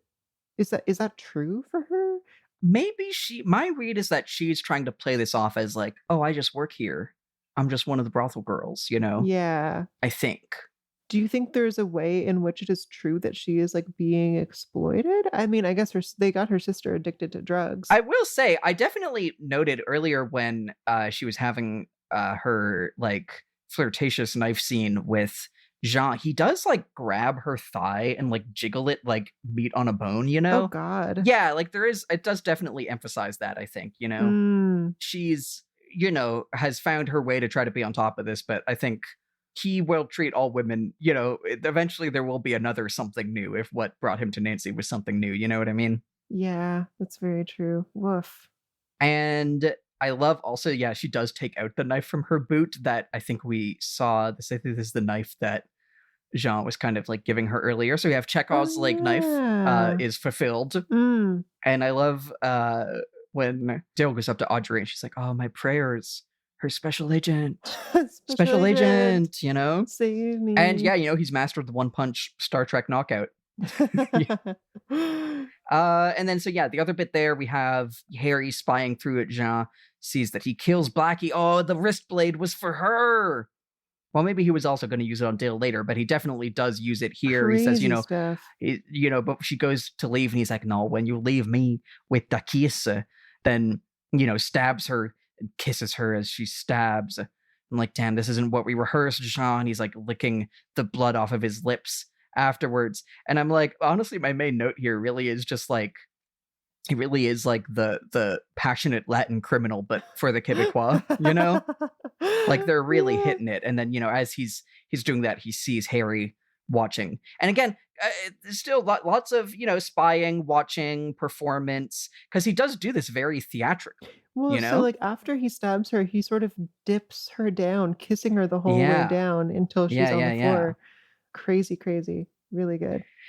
And it makes me think of, you know, the line earlier where Donna was like, you know, one of them was clapping and the other one was just watching. And that made me mad that there's, you know, on this like, you know, grand theatrical level, there's something about like, oh, he's watching me, but he's not appreciating my theatrical murder of this lady. And so that make, you know what I mean? Yeah. Yeah. So yeah, he shoots at him there.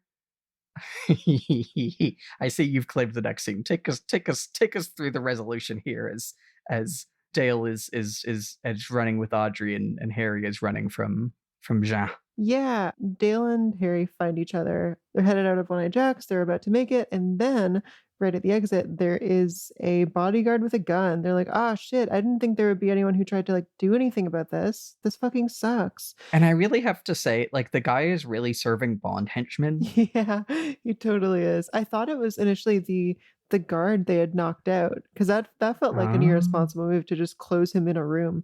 But no, it's some other guy. Nothing they really could have done except maybe, I don't know, planned a little better. Anyway, it seems like it's all going to hell. It's all screwed. But no, because Hawk throws a big knife into the bodyguard's back from the top of the stairs. So funny. And he's like, "Thank God you two can't keep a secret." And they get out of there. So funny. I love this scene. The guy, like, truly, he is serving like a video game like elite enemy. He's like more wide and square than the others, so you know that like he's extra tough. But then Hawk takes him out with the backstab execution. You know, which the fact that it is a thrown knife as opposed to a gun, which is what everyone else in the scene has, does feel very like racially coded to me. Yeah, and honestly, I didn't mention it earlier, but even Hawk being like, you know, he's remarking on the deep weird scent of the medicine, which is definitely like, on the one hand, sure, it makes sense that it would smell, but we are still doing like the tracker. He follows the scent and throws the knife, you know, tomato. Sure. Yeah, tomato. Anyway, that is basically the scene, but we have a quick shot outside, which is that Hank has been here the whole time as a crony for Ben. Basically like letting Ben know that they have Audrey and they're leaving. Okay, but then Jean comes up behind him so funny with a knife, and he like does a little pat down on Hank's like man boobies and finds an ID, which is the ID of the district attorney or whatever that he found in the last episode. It's so funny. Yeah. And being like, welcome, Mr. Lodwick. I feel like they must have had to be careful to make sure these two characters never meet before this point. It's so, yeah. Kind of great. There is something fun about, like, you know, the boys are going and they're being watched by Hank, but Hank is being watched by Jean.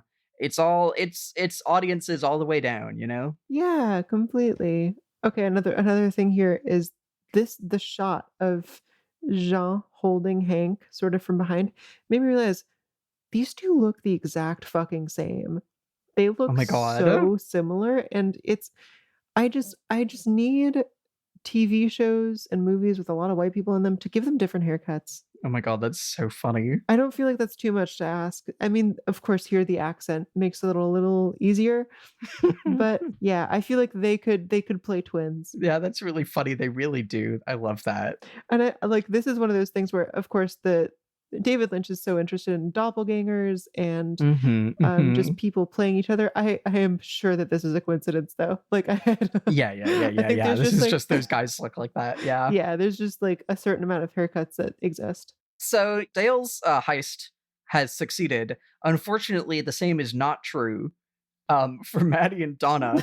It is truly okay.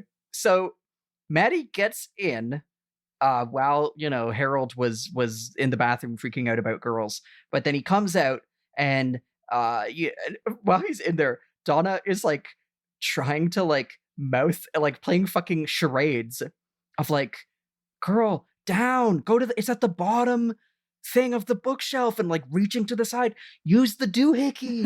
Like, it's like, so it is comical. And then he comes out, she's like, oh fuck, come here, tell me about this flower. This flower looks really epic. And then like she's like vibrating with anxiety. Maddy gets the doohickey, but it goes clonk. It's fucking too loud. The noise of the doohickey, and he's like, he sees what happens. He kind of reaches for his two implements. He almost grabs the like snippers, but instead he grabs this little what is that? A little 3-pronged garden plow type thing. Like we have, Donna and him both run out of the other like opposite doors of this little like plant area that he has, and Donna runs up and grabs Maddy, and he just goes up and he's like, well, were you looking for secrets? And we have the Dutch angle, which I gotta say, I don't know if you remember back in like episode 4 or something, when there was the scene of Josie getting scared by the bear in the library, and that one said, the wiki told me that this episode ends with a shot featuring a Dutch angle, and that director, Hunter, was the only director in the series who Frost and Lynch allowed to use this shot, which was otherwise forbidden. Wiki lied. We've seen those before. We saw those early with shots of Bob. That's a good point. Those are like an established convention in the show. They're used sparingly, but I mean, who knows? Maybe part of this is like, in season 2, David Lynch had a bit less influence. Yeah. But listen, I think Wiki lied. Epic fail. Trivia fact fail. Boo.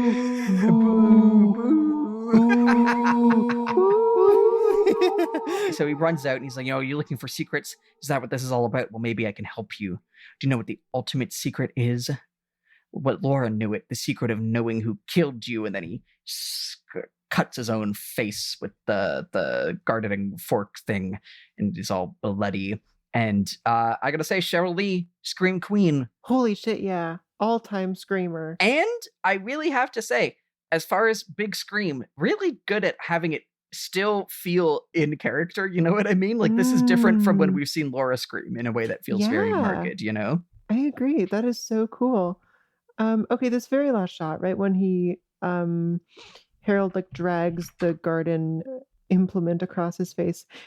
I really wanted it to work for me, but it didn't, because it's like pretty easy to see the blood that is already on the tool. Mm-hmm. And like, so I noticed that right away. And then I also, like, you can also just tell that he's not really pressing that hard with it into his face, So this was a cool idea. And I'm remembering that this would have been watched on like 18-inch TVs at the biggest, on like CRT screens. Like, okay, I'm sure it worked at the time. But yeah, that's that took me out of it slightly. Cool scene though, cool scene. Yeah. And that's the episode. That's the episode, baby. It's a good one. It is a good episode. Yeah, I agree. This is a real fun one. Oh no. Oh no. Hello? I lost you for a sec. Oh, sorry. I honestly, I was opening OBS and it must have cut me up, but yeah, no, I'm here. That was a fun episode. And the reason why I was opening OBS is because I want to record. Our next thing is the Lily's Nightmare Corner. Because did you have any crazy dreams? No luck on this front, I'm afraid.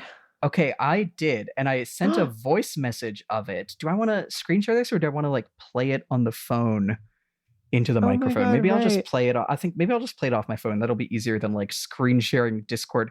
Because I sent a voice memo of this to my server. I don't remember what this dream was, but I remember that it was a weird dream. It was fucking good. I loved this. Wait, did I send it to you? You sent me a voice memo about a dream, yeah. Oh, okay. Well, anyway, here's a dream that I had last week. Okay, so I had a dream that, like, I was with my family, and I think I had, like, just moved into a new apartment or something, because I don't remember its address very well, but mainly just because it's a different apartment from where I currently live in real life. But I think maybe it was, like, the same apartment from a different dream that I had about moving into a different apartment, but not really. Anyway. But I'm like, oh, fuck. I need to go to my apartment. My cats are there. I haven't checked on them. It's been like a couple days. I've been busy doing this stuff with my family, I guess. So I'm like sprinting across Montreal, to get there. And I get there and I'm like, oh my God, Finch, you were so sad and alone. But then also there was like a human man there. And then the dream wasn't just that I'd left my cats alone. It's that there was a human man that I had like kidnapped, I guess, and like kept locked up for some reason. I think he was trying to do some shit, but I just kept him there. And he was like, dude, I'm really mad at you. And I'm like, that's understandable. I need to take care of my cats right now, though. And then also the other part of this dream is that there was like a masculine alter ego of me, but kind of like as if I had projected my like the masculinity, like felt more butch than like man. But that's just true about my masculinity, I guess. But that like I was like, okay, I'm gonna take care of the cats, and like the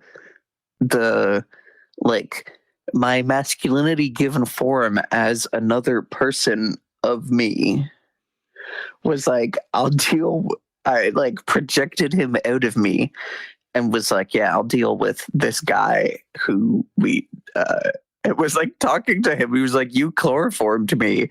And my masculine alter ego is like, no, I don't remember if I did that or not. I will neither confirm nor deny for legal reasons. So that was the dream. Damn. God, banger. I remember that it was really good, but I forgot it. But yeah, the dream that I like created, I set my masculinity into a separate person to deal with the guy I kidnapped is some real David Lynch shit, and also good for me. Good for her. Oh my god. Oh, that's so funny. Really, really good. This reminds me that I also have like many of my dreams take place in these same physical spaces that do not exist. Whoa. Like I have a different apartment in my dreams, and it is like a second floor where the staircase leads right out into the like onto an open plan sort of thing. And I could describe the layout for you perfectly. I also have a lot of my dreams happen in the same fake mall. So I just love hearing about like these spaces, you know? Do you remember enough to describe? I think it was like a mix between a basement apartment and like the layout of like part of my grandmother's house. Damn, that's good. Yeah. That's good. So yeah, that was my crazy dream. Hell yeah, dude. So do we want to do next time on Twin Peaks? Yeah, sure. We're holding steady on the power rankings because no real relevant developments this week. You're locked in on Bob. Locked in on Bob. Next time on Twin Peaks, tell me about what I said last time because I forget. Okay, so last time you said Mr. Tojamura is a woman, an Asian woman, and is Empty Wentz. Oh man, Empty Wentz fell off this episode. That was just nothing. She's very serious about her disguise and does not like the Great Northern and has suspicions about Ben's schemes, I guess. And Empty Wentz breaks the case wide open. And hey, but point two, Jean Reno's treachery of Blackie becomes obvious while the boys rescue Audrey and Jean shoots Blackie. Holy shit. Full marks. Holy shit. What shooting? Sure, you missed that he had to do his sexy Assassin's Creed kiss murder, but otherwise, right on the money. That feels great. It's my first correct prediction in a while. All you needed to do was believe that the Quebecois man would be misogynist. Fuck. Oh my god. Okay, bangers. 1 out of 2. That is more than I was expecting. Great. Okay. This time, I've been slightly ruined on this because when I went to rewatch, it took me about 30 seconds before I realized I was actually starting the next episode, so I know how it starts. Oh, that's really funny. With that said, I don't feel like I got any details out of that. So I am assuming that a big part of the next episode is going to be about the treachery of Harold. Maybe it'll even be called that. Yeah. Yeah, episode 13, The Treachery of Harold. That's in line with the naming conventions, right? Of them betraying him or him being treacherous? Him having been betrayed. So if it's about them betraying him, is it his revenge or are they like morally fraught? Are they like, fuck, I was treacherous to Harold?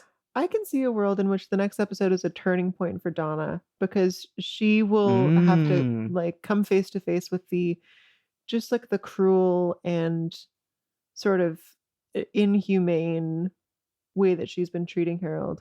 What does she do about that? So I think their relationship is effectively over and they're not going to get any more help from him.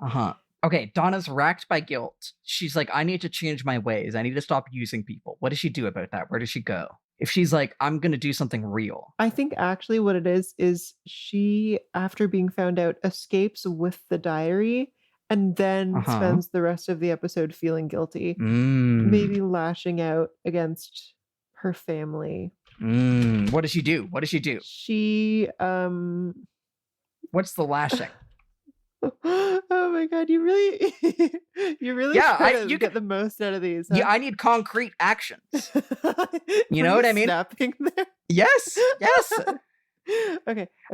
You can't just tell me, oh, she feels things. I'm like, this is a TV show. They make them do things about it. No, you're right. What does she do? What's the drastic action she takes against her family?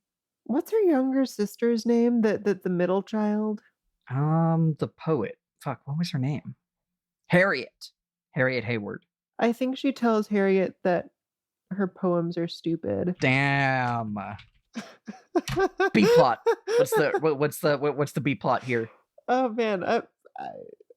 Yeah. Okay. All right, it can be what happens with the abortion. What's Dale gonna get up to? Yeah. Now that there's Audrey, how does Ben respond? What does Jean do with Hank? Anything goes. Oh shit. Okay. Here's what I'm thinking about, right? The fact that Dale is alive could well present a problem for Ben Horn. Ben Horn, who, like, mind you, is having Dale stay at his hotel. Okay, so that's a building block. Does Ben realize that she was being kept at One-Eye Jack's? I don't think that was actually said on the phone. No, yeah, he doesn't know yet. That's the whole point. That's pretty conspicuous. Okay, so I'm going to say that Dale and Audrey finally do team up to sort of surveil and incriminate Ben. Maybe they place a hidden microphone. They place like a wire in his room, in his office. What does it pick up that they didn't think it would or didn't intend it to? Ooh. Catherine's back in town and they bang on the desk.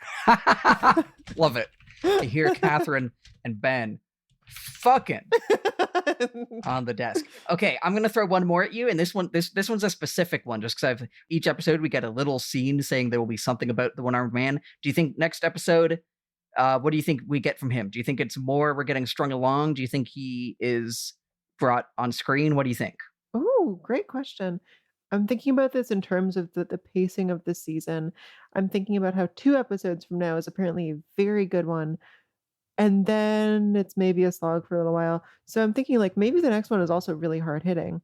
In which case, maybe we finally figure out the relationship between those 2 guys. Which 2 guys? One-armed man whose real name eludes me and Bob. So what is it? Let's hear it. You've been making theories. I've been theorizing. I want to hear you cook. No waffling. If next episode we learn things, and I'm not saying we will, then this is your like last chance. You're right. To call a shot. And then if it's right, then you'll feel so smart. But that means you got to call it. Okay. Yes. Fuck, dude.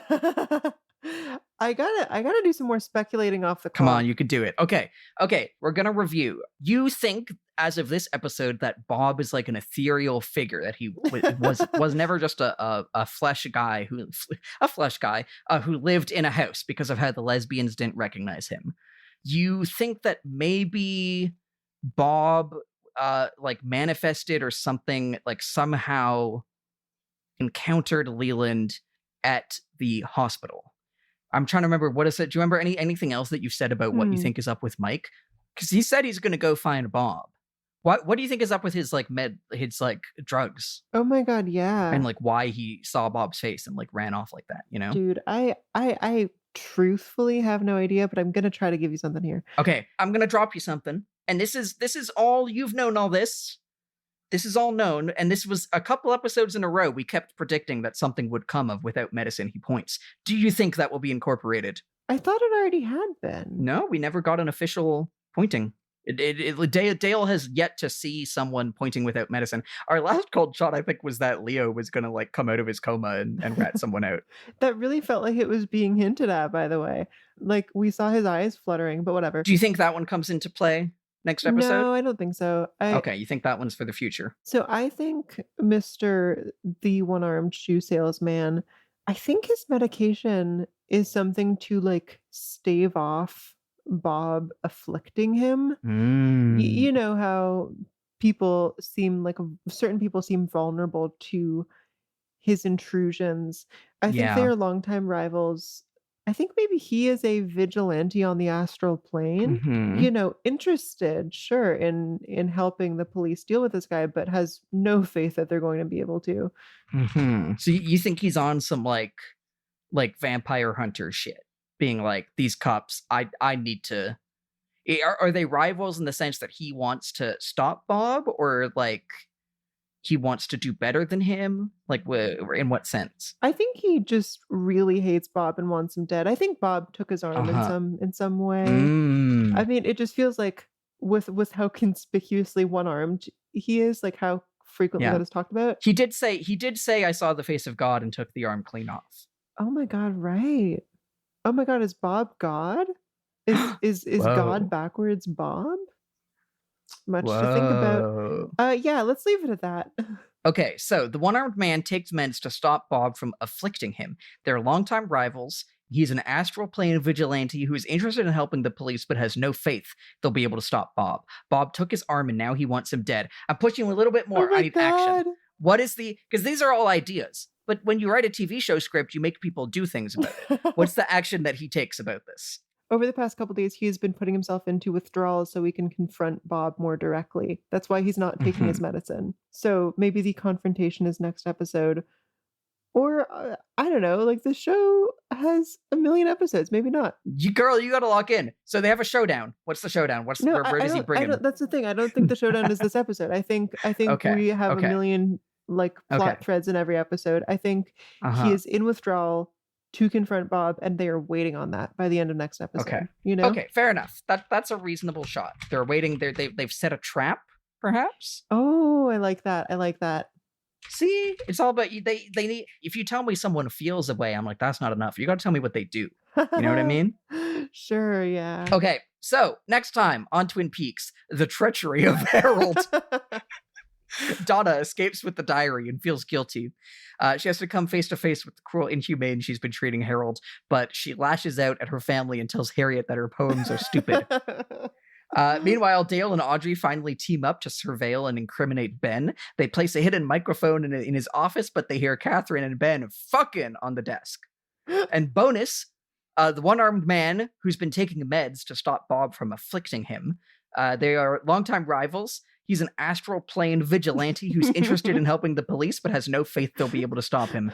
Bob took his arm and now he wants him dead. We learn all this, and then they lay a trap to confront Bob while he's in withdrawals, that Bob will come get him. And the episode ends with them waiting at their laid trap.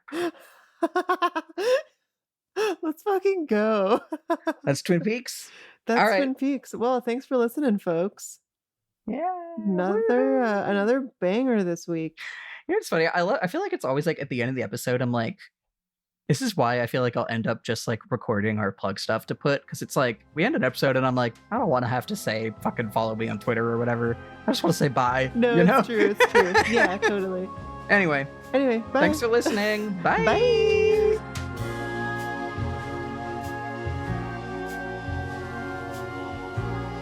TSTV is hosted by Sadie Avery Lake and yours truly, Lily Alexander. Our music is by Jamie Page, show art is by Maya Fernandez-Giles, and this episode was edited by Mary Chan at Organized Sound Productions. If you have any burning questions or comments for us, please send us an email at hello@tstv.show. We would love to hear from you. Thanks for listening.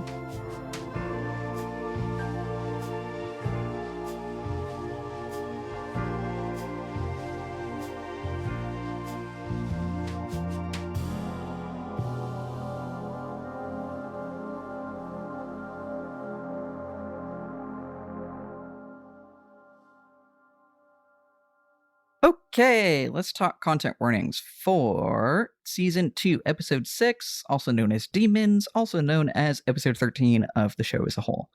Big thing here, the Josie stuff sure continues. Also, Mr. Tojamura is still around. It's racist every time. Throw tomatoes at the screen. We get some scenes with Josie being sexually menaced, coerced into sex by a character that she's introduced as her cousin. We don't know if that's really true, but the show continues to be addicted to having men sexually imperil Josie. and it's gross. It's no good.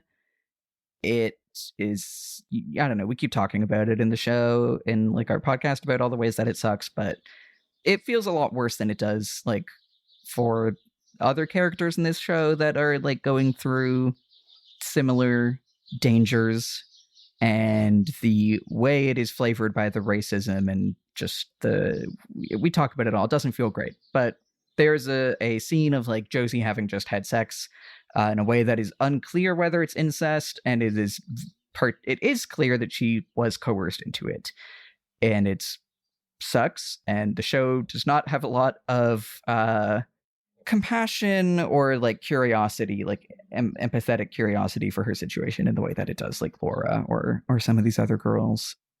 There's also a little scene with the one-armed man in a way that continues to be just treating him similarly, like a little bit. They're meanies to him in a way that feels, you know, filtered through the kind of ableism of the show. The Josie stuff is the main stuff though, and it sucks. But otherwise, I hope you enjoyed the episode, and I'll see you next time. Bye.